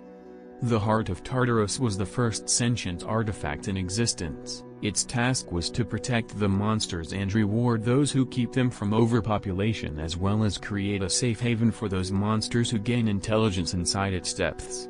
Another function Tartarus had was unlock the limiters inside those who explored it. They grew stronger and faster and beyond what those on the outside could ever achieve. A side effect, however, showed itself soon after Tartarus started cleaning mana from the world. The sentient beings lost their ability to learn and control magic as the density of mana was too low for them to sense it, and the difference between the concentrations of the mana pool inside their body and the atmospheric mana outside was restored to balance. It became harder to use magic for those who did not cast it before, and so only Tartarus could create new magic users. The humans held the hearts as responsible for the loss of the military might and domination they had over the last era. They waged war against the other races with what was left of their weapons of mass destruction and decimated the world into only one continent, where the protection of Tartarus saved those who were on it. And once again the world was plunged into mana corruption, and even the hearts were infected. The hearts can be considered as a life form that was created by their respective races, and being inflicted with mana corruption was the objective sought by those greedy humans who lost their power. As the hearts were beginning to show the signs of corruption, they all gathered and were forged into sentient artifacts that would need hosts to manifest their power and rule over the races that created them. Hephaestus obliged the hearts and turned them into artifacts of immense power to be worshipped as gods and leaders for eternity, to keep the peace between the races of the world. When forging the hearts, the divine smith Hephaestus used all the excess mana from converting the hearts and all the mana gathered by the newly created Tartarus to reforge the land masses of the world into one continent surrounded by the endless ocean. He deliberately left out some islands and archipelago for those who would brave the seas. Leader continued. After the hearts were forged into items, the races lost the powers they relied upon from the hearts, and a most absurd idea surfaced in the world: feed the hearts each other to strengthen their power. They are divine items, and they, like all other divine items, can feed upon other items. As for the hosts of the hearts, they were immersed in meditation and trying to restore their old powers, do much that they did not pay any attention to their races, and a new idea was formed. The hearts have become so weak they need to be fed to survive, reinforcing their former idea and starting a global-scale racial war that encapsulated all the races, even those who had no hearts. The hearts themselves were trying to restore their powers for the sake of those who disobeyed their order of keeping peace in the world. The orcs, as a race that relished in the war and loved to seek for a most honorable death, finally found the courage to renounce the oracles of the heart of prophecy, as they no longer could foretell death, but only life. Some humans were drawn to the power of prophecy and created the Church of Light. The Church of Light was built based on the prophecy of life. They would spread the teaching of light, but they never sought peace and compassion, and as the only faction with a heart humans can rally to, the Church became the representative of the human race. The War of the Races kept raging until one man, Adun the Twilight Star, came out of the dungeon and decimated all armies that dared engage in battle, no matter their race or affiliations. He declared he would slaughter all those that waged war between the races, that he would ruin any country that dared to discriminate. And he declared that all of those who step inside Tartarus will uphold the peace of the world and ensure that all the races are treated equally in punishment and reward. Adun then, with the help of the strongest adventurers at the time, created the Guild of Adventurers, an organization with the sole purpose of rallying all adventurers under the same banner to destroy whoever wanted to ruin the world. And thus the guild was born. First it was only a union for adventurers, but later turned on to the organization it is now for the sake of letting adventurers focus on the dungeon. As for those that sought enough power to protect in the surface world, they were contracted to become guards and soldiers, under the guild but paid by whoever is in need of them. The guild also managed to fully control Tartarus City, a place where the whole world would converge. After stopping the war and ensuring that the peace would last long enough for the Guild of Adventurers to gain power, Adun the Twilight Star met the hearts and used his own mana as food for them to return to their peak power and rule over their respective races. The Heart of the Forest took residence in the Eternal Forest and turned the elves back into the nature-loving race they were before. The Heart of the Mountain took the dwarves back under the mountains and led them to become the epitome of engineering and technological innovation. The Heart of the Beast found refuge in the Eternal Forest with Heart of the Forest and led the half-beasts into the path of discarding the bestial instinct and protection of Mother Nature. He turned the race into the Proud Rangers. As for the Heart of Prophecy, it left the Church of Light after it had seen its own death, the last death that prophecy would ever predict. It never returned to the Orcish people but roamed the world. The Orcs had grown into an honorable race, although they abhorred the prophecy of life and rejected oracles from their midst. Only Orcs can become prophets or seers or oracles, thus they would roam the world spreading the prophecy of life to all who needed it, rejected by their own tribes and kin. Although the Orcs had immense list for battle, they only fought among themselves in duels and tournaments between tribes, and their proudest achievements were to die in the most amazing and awe-inspiring battles. The Orcs had only one law: never kill outside battle, and never kill an oracle who has not told you a prophecy. Anything else can be disputed in an arena, therefore they had customs but never rules to follow. Even the eternal law can be challenged in a way. For example, when Dustin did not kill the oracle when she told us the damnable prophecy. Although no orc would be faulted for mercy, no orc was applauded for brutality, especially those who slaughtered in the name of battle. Those are destroyed when found. As for the church, it changed its path after the arrival of Adun the Twilight Star. They turned righteous and strived for the betterment of mankind, and for them the Heart of Tartarus created the light magic, the magic that heals all, under the influence of the church. The humans delved into the dungeon to create a better future for humanity, and as you can see, thanks to that, humans finally had a place in this world. Isn't Adun the Twilight Star the first adventurer? Asked Raina while scratching her head. Sometime during the lecture she found her hair being braided and a certain dwarf was grooming her tails as she sat on the knee of an orc. No, answered Leader. He was named the first adventurer because he is still the strongest adventurer in the dungeon. Chapter 52, History, 3. No, answered Leader. He was named the first adventurer because he is still the strongest adventurer in the dungeon. In actuality, no one knows if he is alive or dead. None of those who were with him has been seen or heard from in a very long time. The most reliable news we have about anyone from the Founding Fathers is around 3,000 years ago. By comparison, the reliable news about Hephaestus going in and out of Tartarus are as close as 185 years ago. He was spotted leaving Tartarus with a strange type of infant half-beast on his arms. And for future reference, the reliable news comes from detailed information shared by any adventurer from the 15th floor as the minimum requirements. No adventurer is taught how Hephaestus looks like until they spot him to prevent sending false reports. How can anyone live past 500 years? Isn't that the limit for all the races? Interjected Leal. If long-lasting life can be found in the dungeon, how come we don't know about anyone living past that?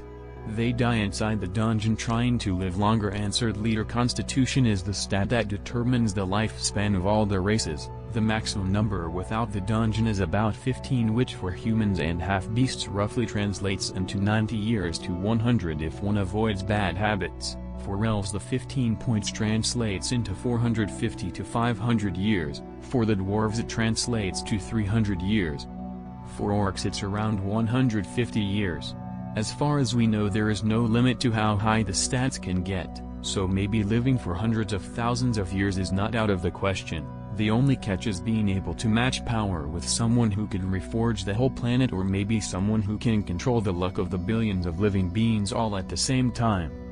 Basically, if you want a very long life you need enough strength to be called a supreme. What was the damnable prophecy you received, that made Dustin almost kill? Yunnan felt like it was time to ask about such thing, since most the history he read about before can be summarized by knowing what leader has already told them. I cannot tell you guys yet, but I can promise you that you will know soon, very soon. Now let's continue the history lesson. After ensuring the everlasting peace among the races, Adun the Twilight Star kept in touch with the Hearts to search for something, and together they found an island in the deep seas. According to a prophecy, whoever reaches the heart of Tartarus can reach that island. And so Adun arrived at the empty island alone. Around it he found an archipelago filled with all manner of sentient creatures that were once monsters in the dungeon. According to the heart of the forest, Adun met the elder of the creatures and learned about some secrets of Tartarus, and that the role of the island is to keep the most vicious monsters in the sea away from the continent. And after a meeting that spanned months, Adun returned and declared those monsters as part of the guild, and all who met them in the seas will offer their aid. And the guild will answer their call when they call for aid. That is where most of the aquatic monster meat is from. We provide those monsters with whatever they need, especially monster cores from Tartarus, and in return they gives us the edible monster meat they do not eat or preserve. As for the church, they were visited by a prophet who wrote a book for them and told them to nurture the souls of humans, for they will be needed in the age of chaos, an age that will inevitably arrive with the death of the hearts. And so the church, as an organization that was born due to prophecy, adopted the book as the holy book of eternal light. They used all their influence to create faith and piety in the masses. Soon, thanks to the faith of the masses and even some from different races, the light magic that was given to the church becomes stronger the more faith there is in the light, and to create the virtuous cycle they used the light magic to help the masses instead of the rich and noble and aristocracy. The church chose the masses for their faith and were rewarded with faith. Thankfully, the church has never betrayed the masses, since they do not accept any ambition in the ranks of their priests or recruit those from nobility. Everyone in the church higher-ups is an orphan taken from an orphanage. Those of them who have stepped into Tartarus are made into guardians or members of the council.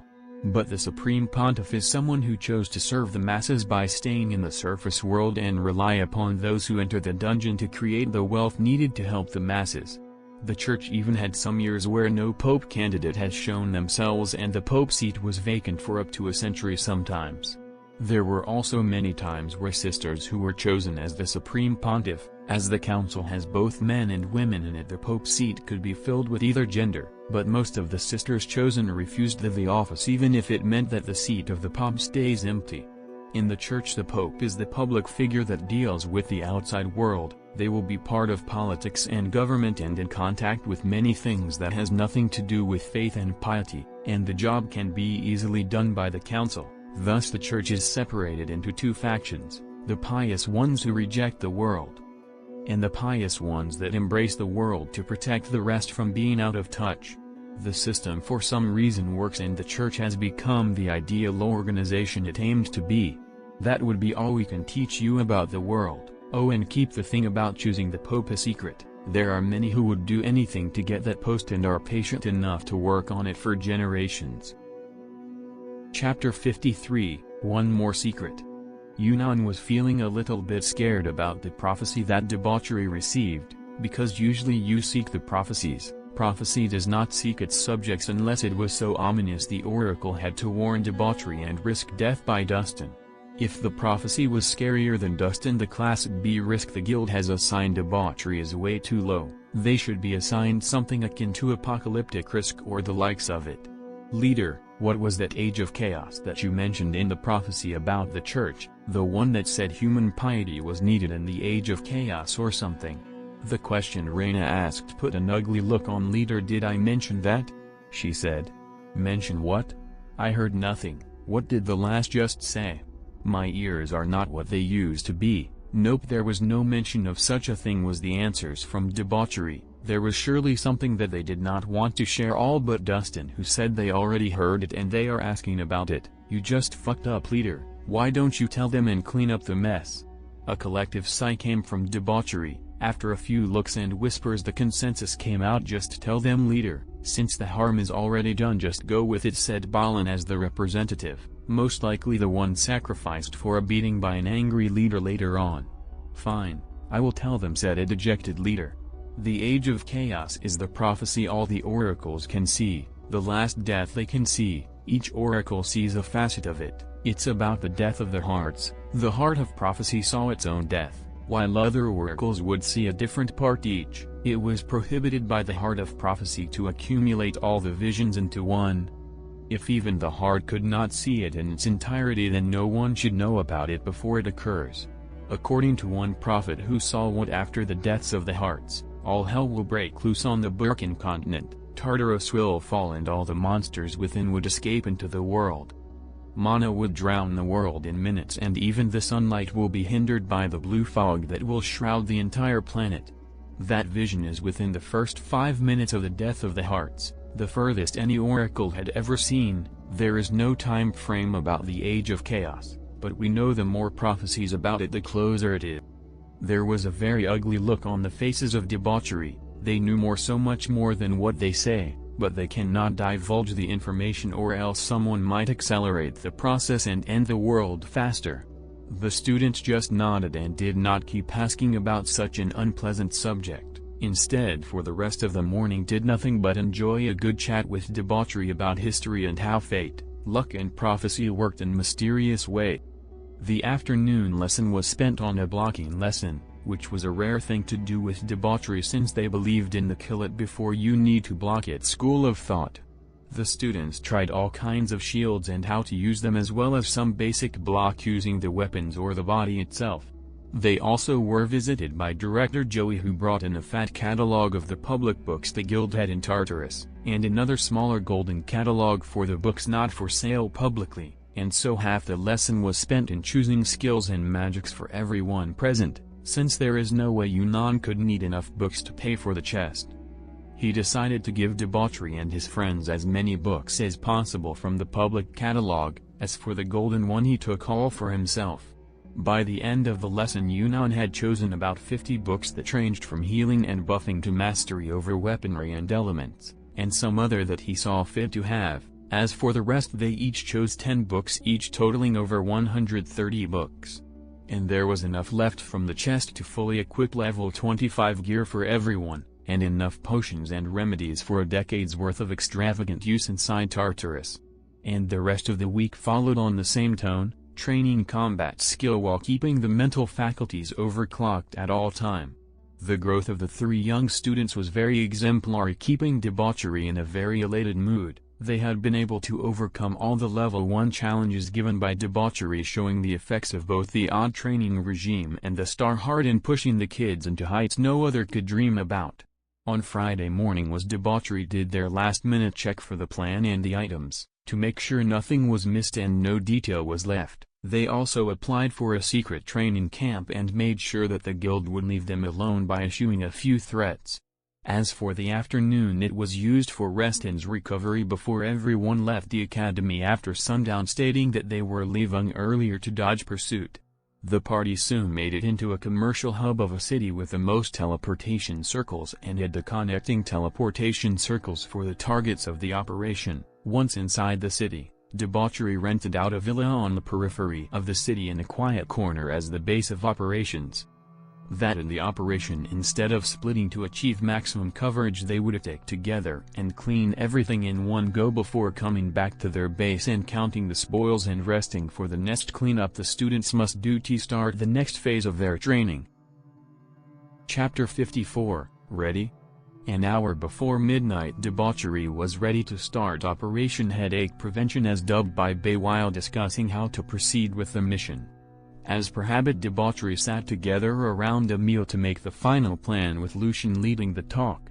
I found some interesting stuff while scouting. All the nobles who planned to harm us were warned by the same person about us leaving the academy and vanishing. The man almost sniffed me out, so I did not dare to eavesdrop, but I found out where he came from, the one and only enemy we ever had. As for the 8 families, well, they are too well guarded for my liking.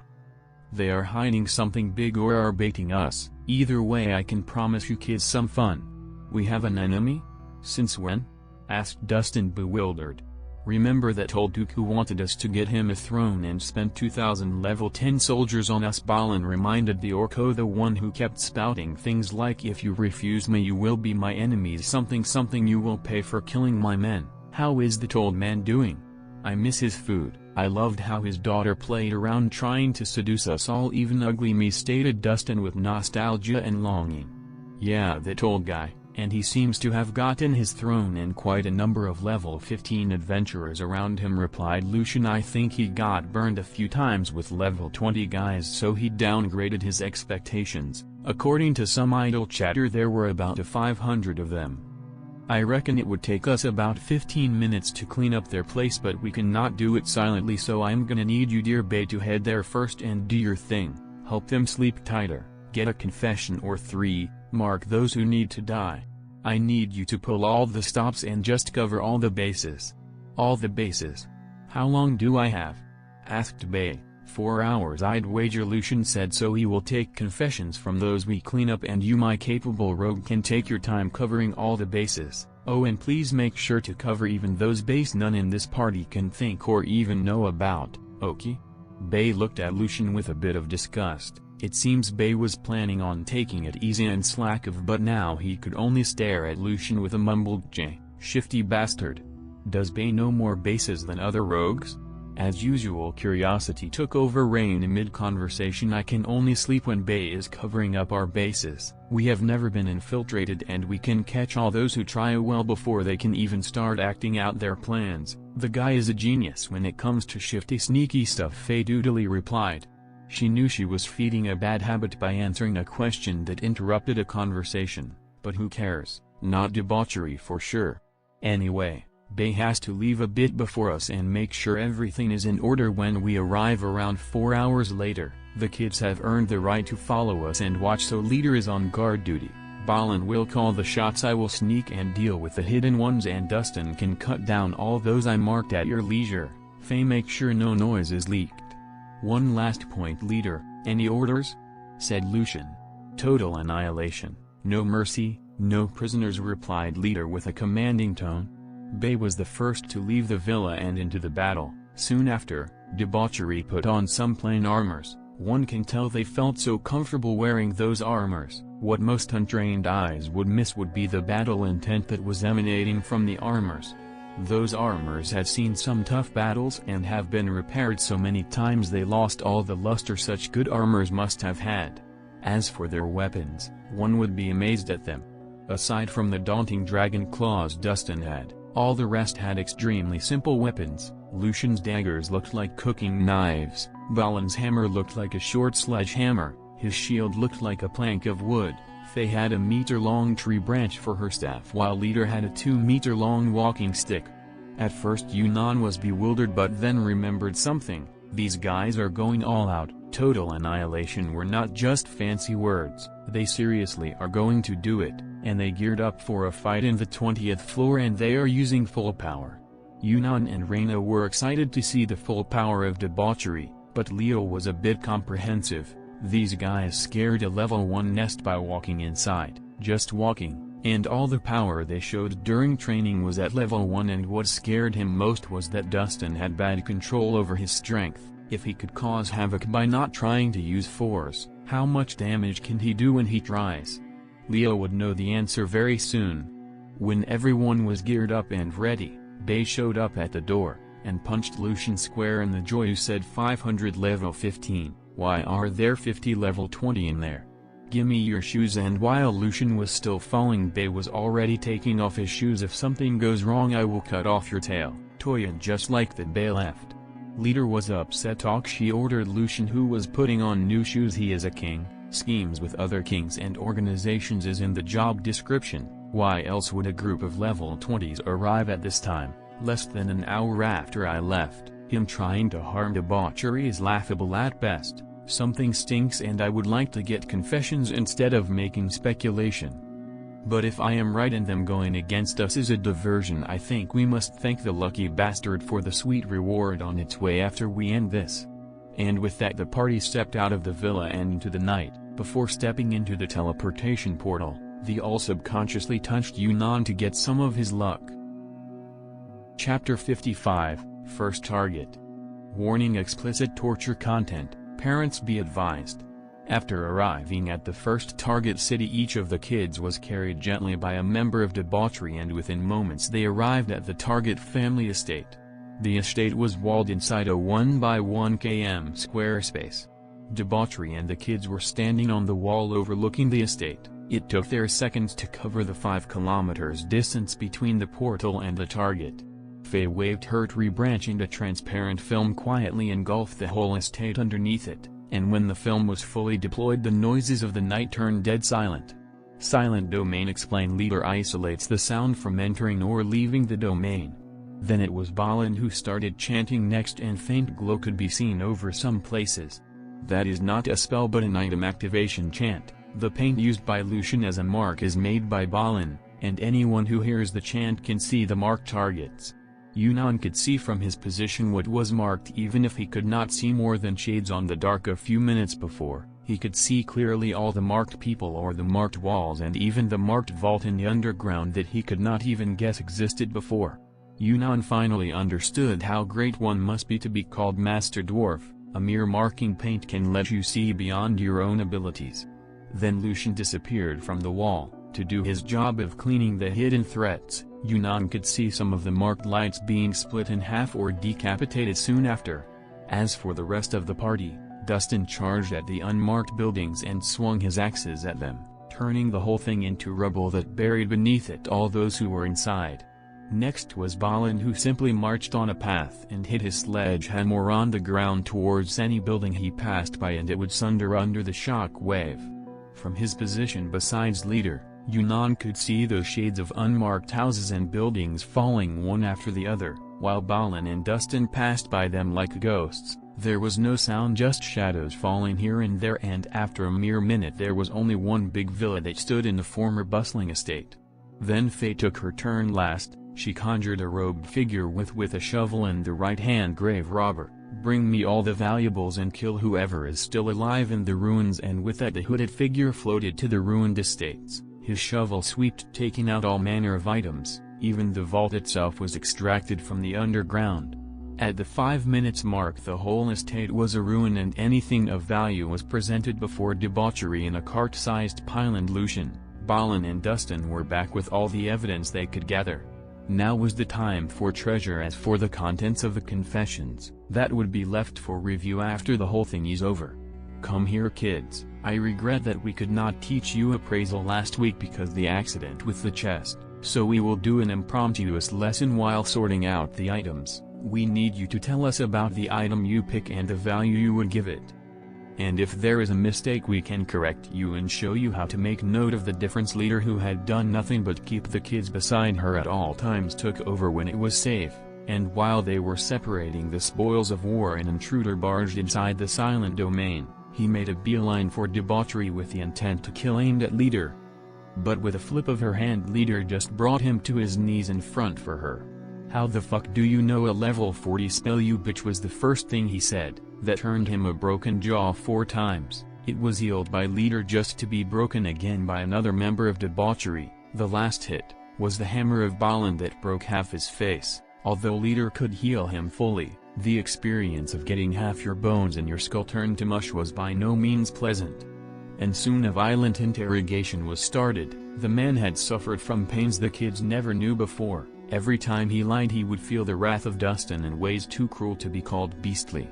Every time the man told a lie he would start the confession all over, and with every lie, Dustin would use his fingernail to dig inside the man and rip out muscles and tendons and ligaments. He would crush bones by grabbing them from under the muscle and snapping them like twigs. The man could feel it all thanks to the enhanced sensitivity that was casted by leader.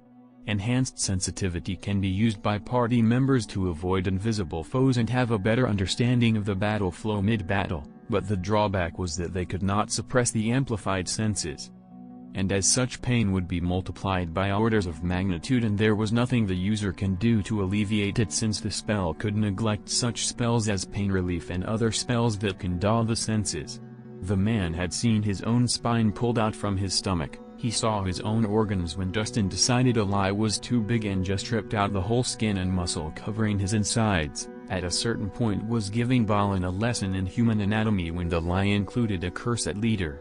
Something the man now had engraved in his bones: never insult leader, and never lie to debauchery. The man watched as his lies literally caused his body to rupture and be rebuilt just to rupture again. The kids were shielded from the scene, but the screams the man issued were enough for their overactive imagination to run wild. Although the kids never heard a confession he made, from the severity of the torture he was inflicted, he had done some unforgivable things in the eyes of debauchery. Chapter 56, Conspiracy. Once the interrogation was over, the man was put to sleep and sent back to the villa base. It took debauchery about an hour to pry the information from the man, so for the next targets, the kids missed out on their appraisal lesson and they would have to delay it till after the purging was over. Over the next few target estates there was more people like the captured man who were seized and interrogated, then sent back to the temporary base debauchery had. Those men tried to fight back but were either so overwhelmed by the sheer strength of Balin and Dustin that they confessed before they were tortured, or they were handled gently by Faye and Lucia and thus ended up tasting the worst torture from the start because they insulted leader. This time Dustin would just keep working on the man until he lost all will to lie.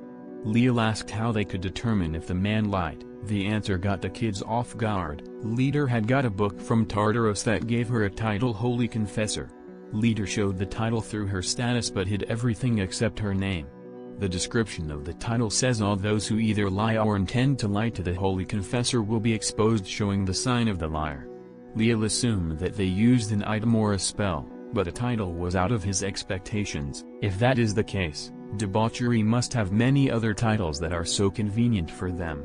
Although the kids wanted to watch, Faye stopped them, saying that the way Dustin does his torture is not something anyone should learn. If they wanted to learn, they can ask Balin for his gentler means in extracting words. The kids didn't have to wait for very long. In the 7th target they found a female that did not belong and thus was given to Balin because Dustin hated torturing women because they fainted all the time before he could deal any real pain. This time the kids could see Balin working, and his approach was to stack more pain with time, making it harder and harder for the subject to faint because the pain does not exceed the shock threshold, because it does not hit hard but gradually increases, making it harder to pass that threshold. He would start by tearing off the nails in each hand, then break one finger at a time, then do the same to the toes, and then he keeps breaking bones one by one until the girl could not even breathe normally. She would be fully healed and asked to confess. If she lied, it would start all over. The female gave in by the second heal. According to her, those families were to make a diversion by making trouble for debauchery and keep the guild focused on pacifying debauchery while their group took over some vaults and attacked the allies and the caravans under the protection of the guild, and eventually start a coup and dethrone the current guild master by using the high amount of level 20 explorers they recruited with promises of riches and bigger freedom, among other things, including some racial discrimination against the other races. Fools was the only thing leader had to say when she was asked by Reyna on how plausible that plan was, especially with members of the guild leading this movement. It was not that their plan was faulty, it's that there were things not even the secretary of the guild master knew about, something only adventurers with a certain rank can know about. Although debauchery did not divulge much information, there were things to be gleaned from the way leader treated the traitors. Once all 8 targets were purged from existence, debauchery headed for the last target, the old king's castle. They found Bay lazing about on top of the gate with a silent domain already in place, as well as illusions of guards patrolling the walls, when the group arrived as if by teleportation beside him.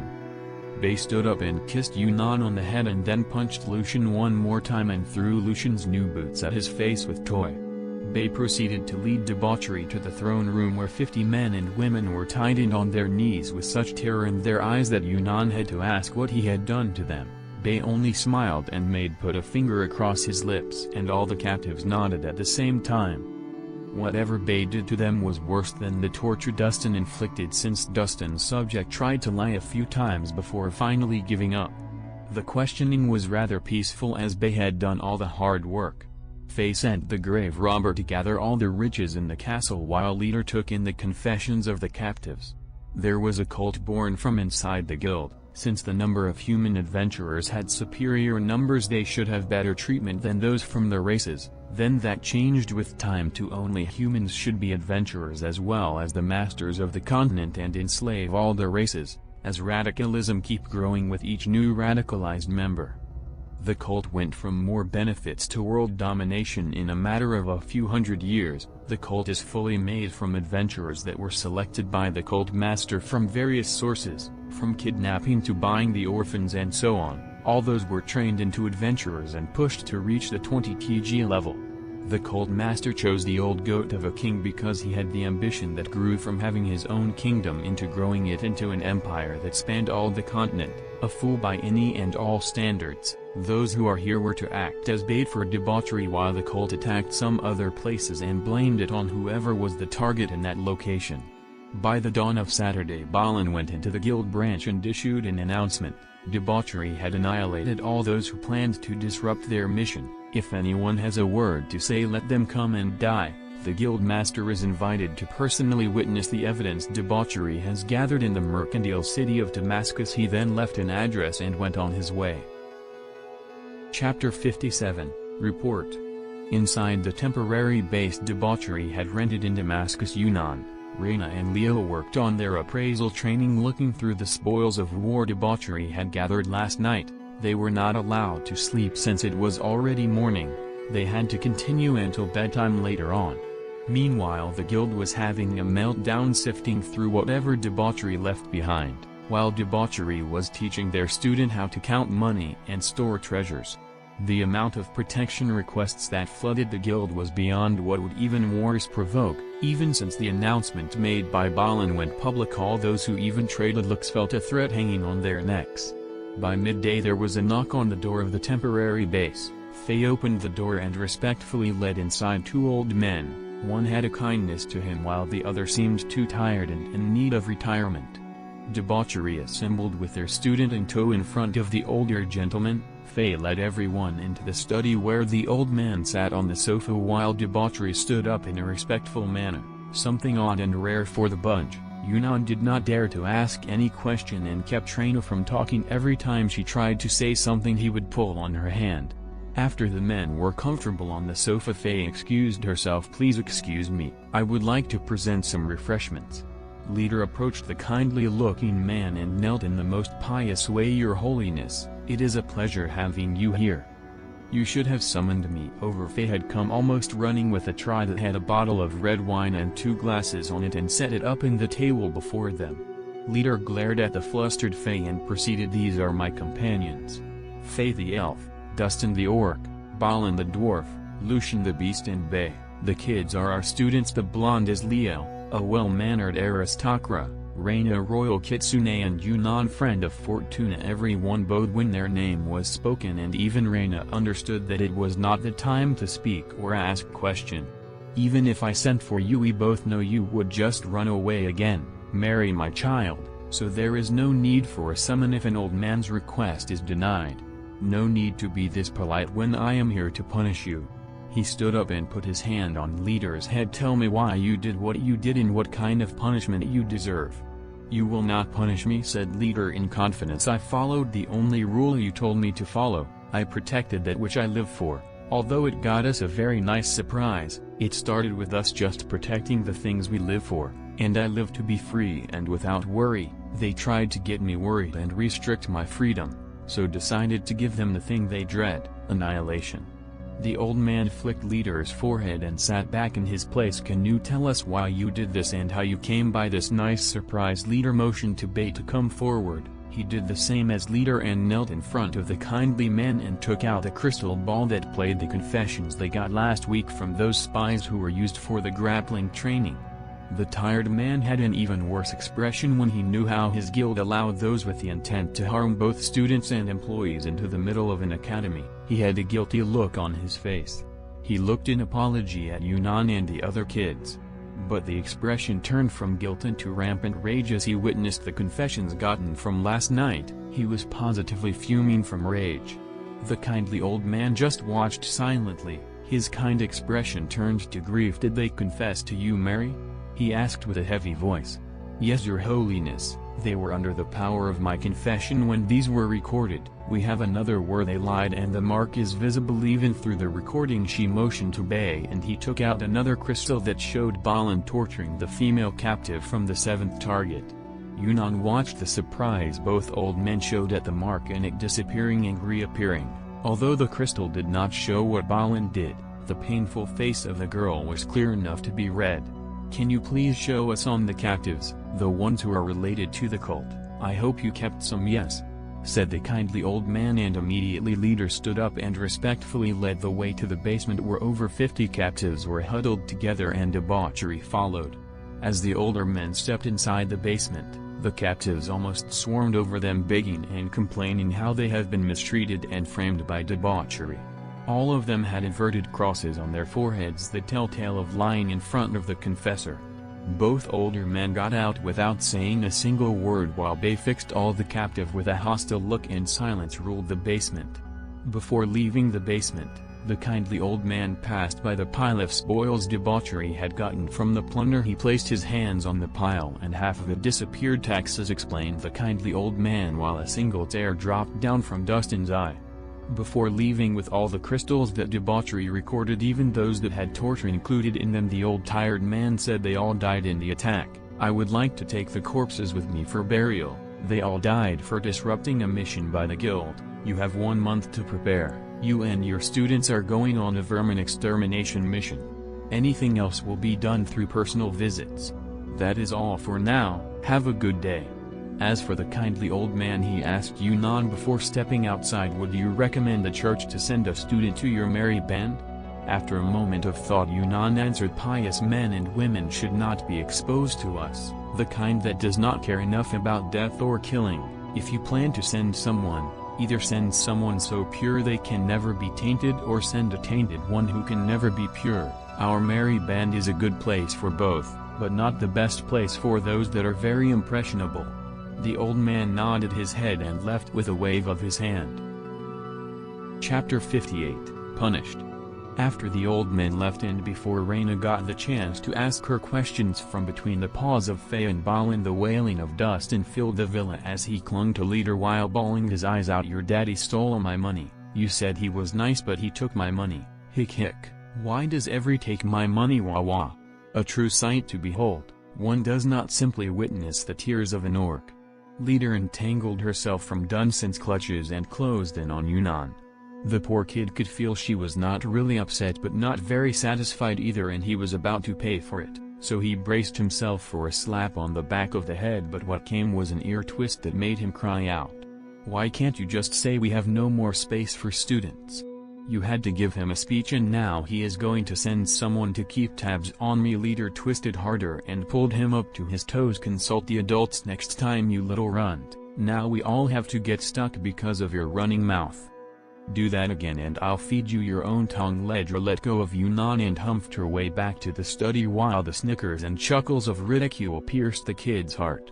Even Dustin was sniggering to himself, his lost fortune already forgotten, and everyone was heading to the study to make sense of what happened.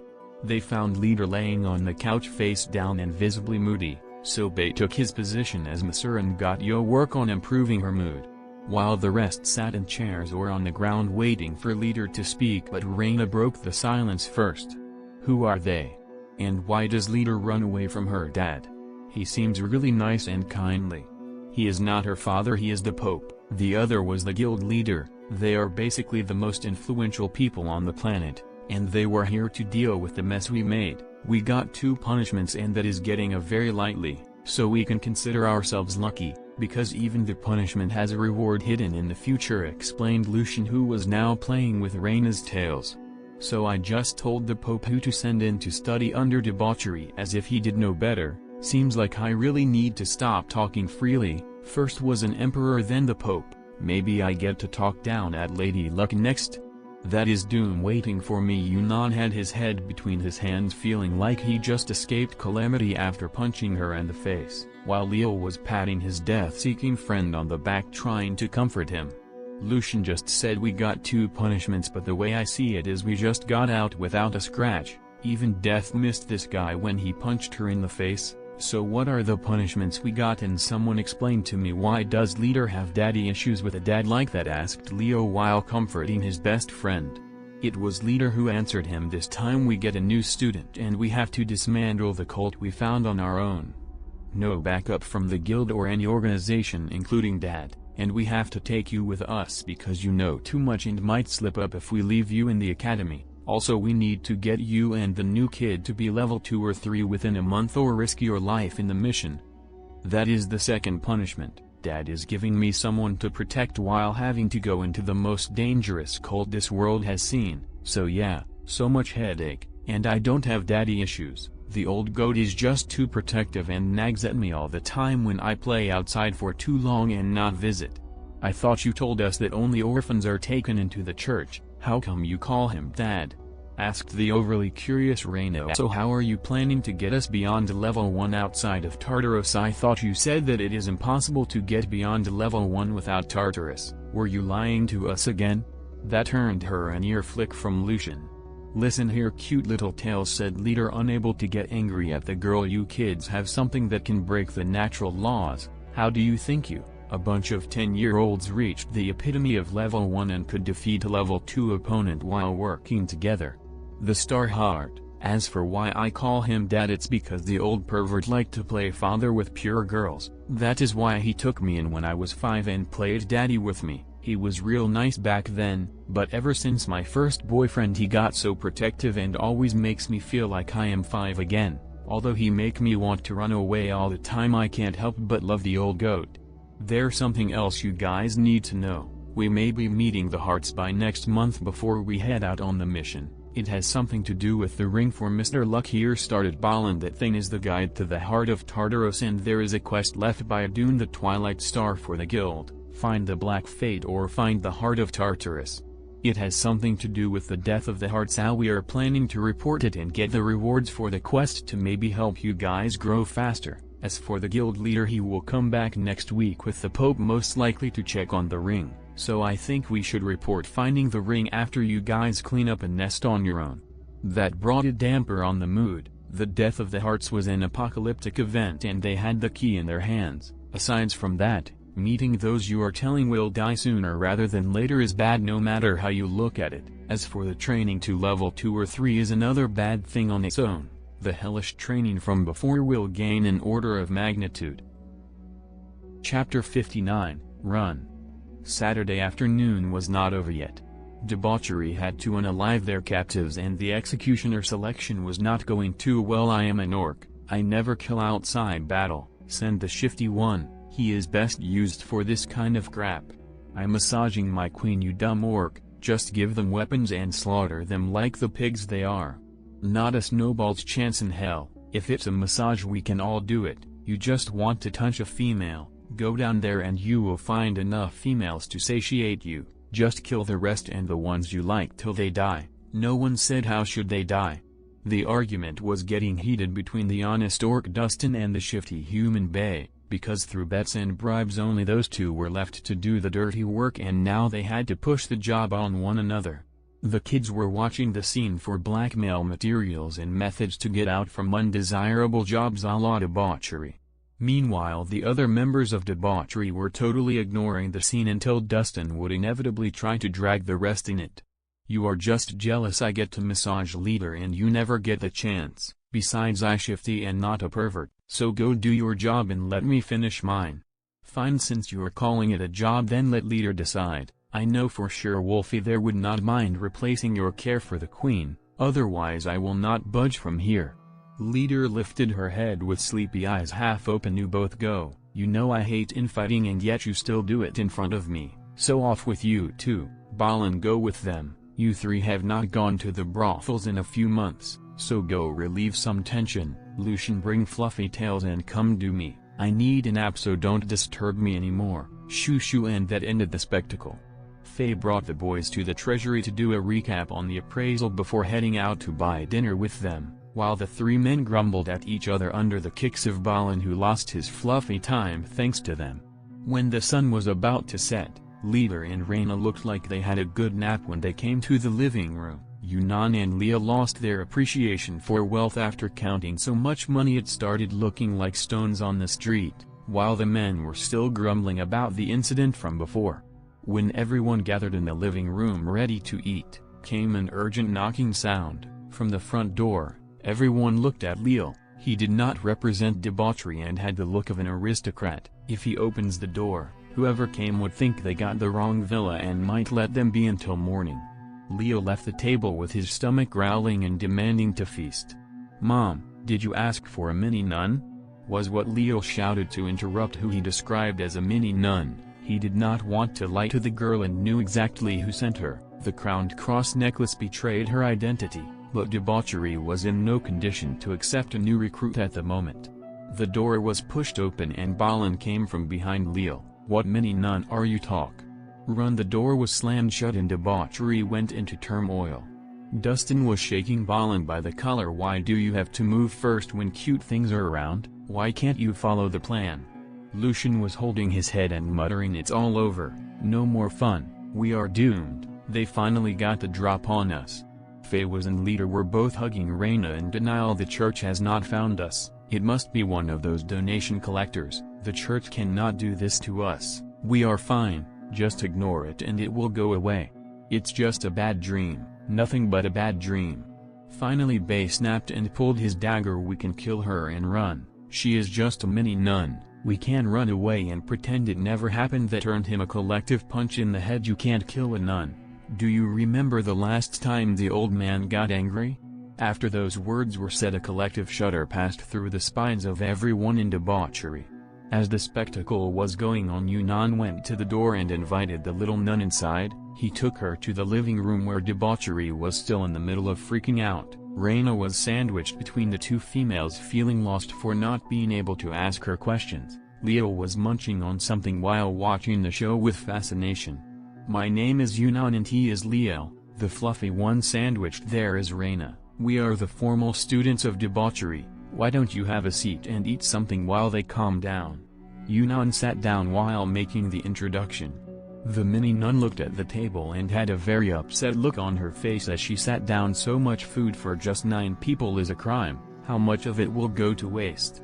The nun ate in small elegant bites and looked at debauchery, who were now huddled behind Dustin and Balin, who both had their shields out. "None would go to waste. Debauchery eats enough food for 50 men. This table is a bit lacking, so I assume there are midnight snacks hidden somewhere," said Leo to the mini nun. "Do you think they have a phobia of nuns? It's a healthy fear, you ignorant trunt. You have no idea what nuns can do. This one is the worst kind, the kind sent by the old man. Why are you eating with her? Hurry and save your pathetic lives." Balin shouted from behind his shield, trying to stay as safe as possible from the danger he foresaw. Yunnan and Leo both ignored the dwarf as if he was delusional and had their attention on the nun. "Do you have any idea what happened to them that made them act like this? This is the worst I have seen them behave by far, and they behave badly all the time." "I don't know, Dad just told me to dress like this to give them a good impression on me. I think it worked too much. The impression you left them with is everlasting. I suppose Dad was right again, he is on a streak lately." Chapter 60, Story. In the living room of debauchery's temporary base, the scene where a little girl drove a bunch of adults into the verge of mortal fear took place. Yunnan and Leo were dining with said girl under the gazes of debauchery. "Tell me something, has your dad got into pranking lately? By the way, you still did not introduce yourself to us. That is bad manners for a nun," said Leo, half chewing half talking while Yunnan walked to the fortifications debauchery made to extract the fox girl and let her eat a bit. For some reason children were fearless when adults display fear.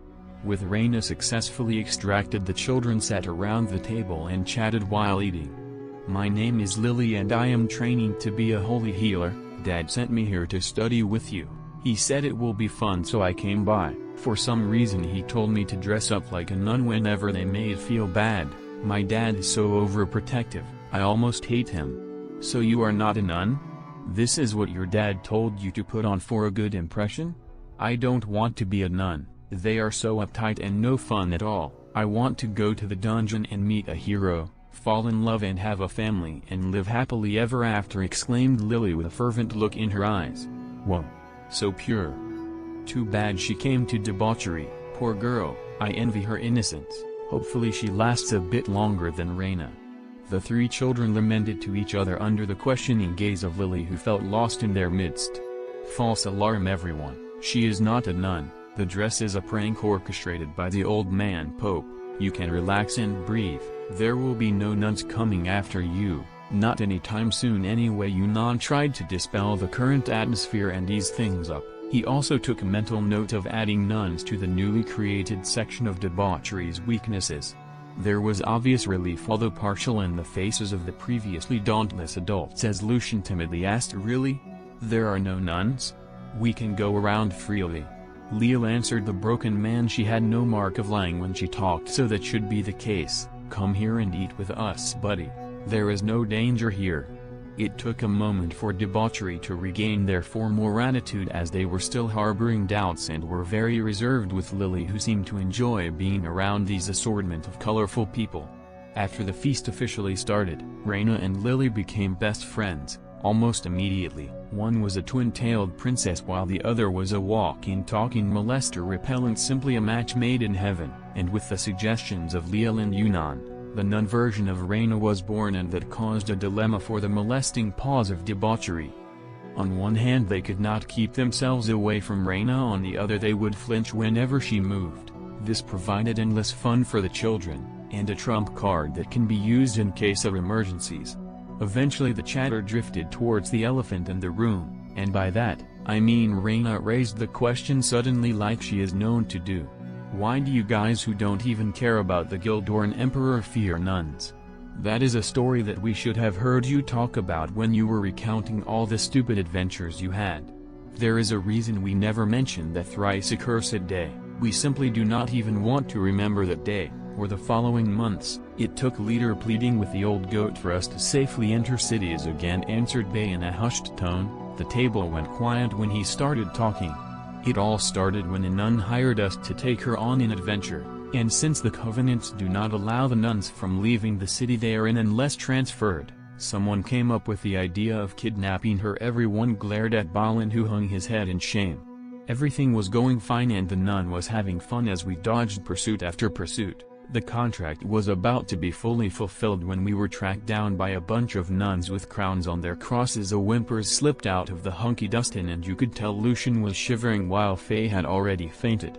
They did not even say a word or listen when the nun was telling them nothing bad happened to her. They just started to beat us up. First they were using just enough strength to suppress us, but we managed to run away with our contractor. That is when all hell broke loose. We were beaten up to an inch of our lives.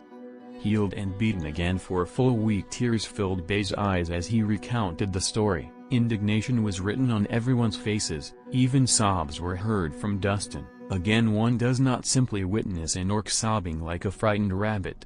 After the week ended they left us there and left with the nun in tow. We did not even get paid or get any explanation, and from that day onwards for 6 long months, in every city we entered, the local nuns would beat us up for just being there. They said we are not allowed to even pretend to kidnap a member of the church.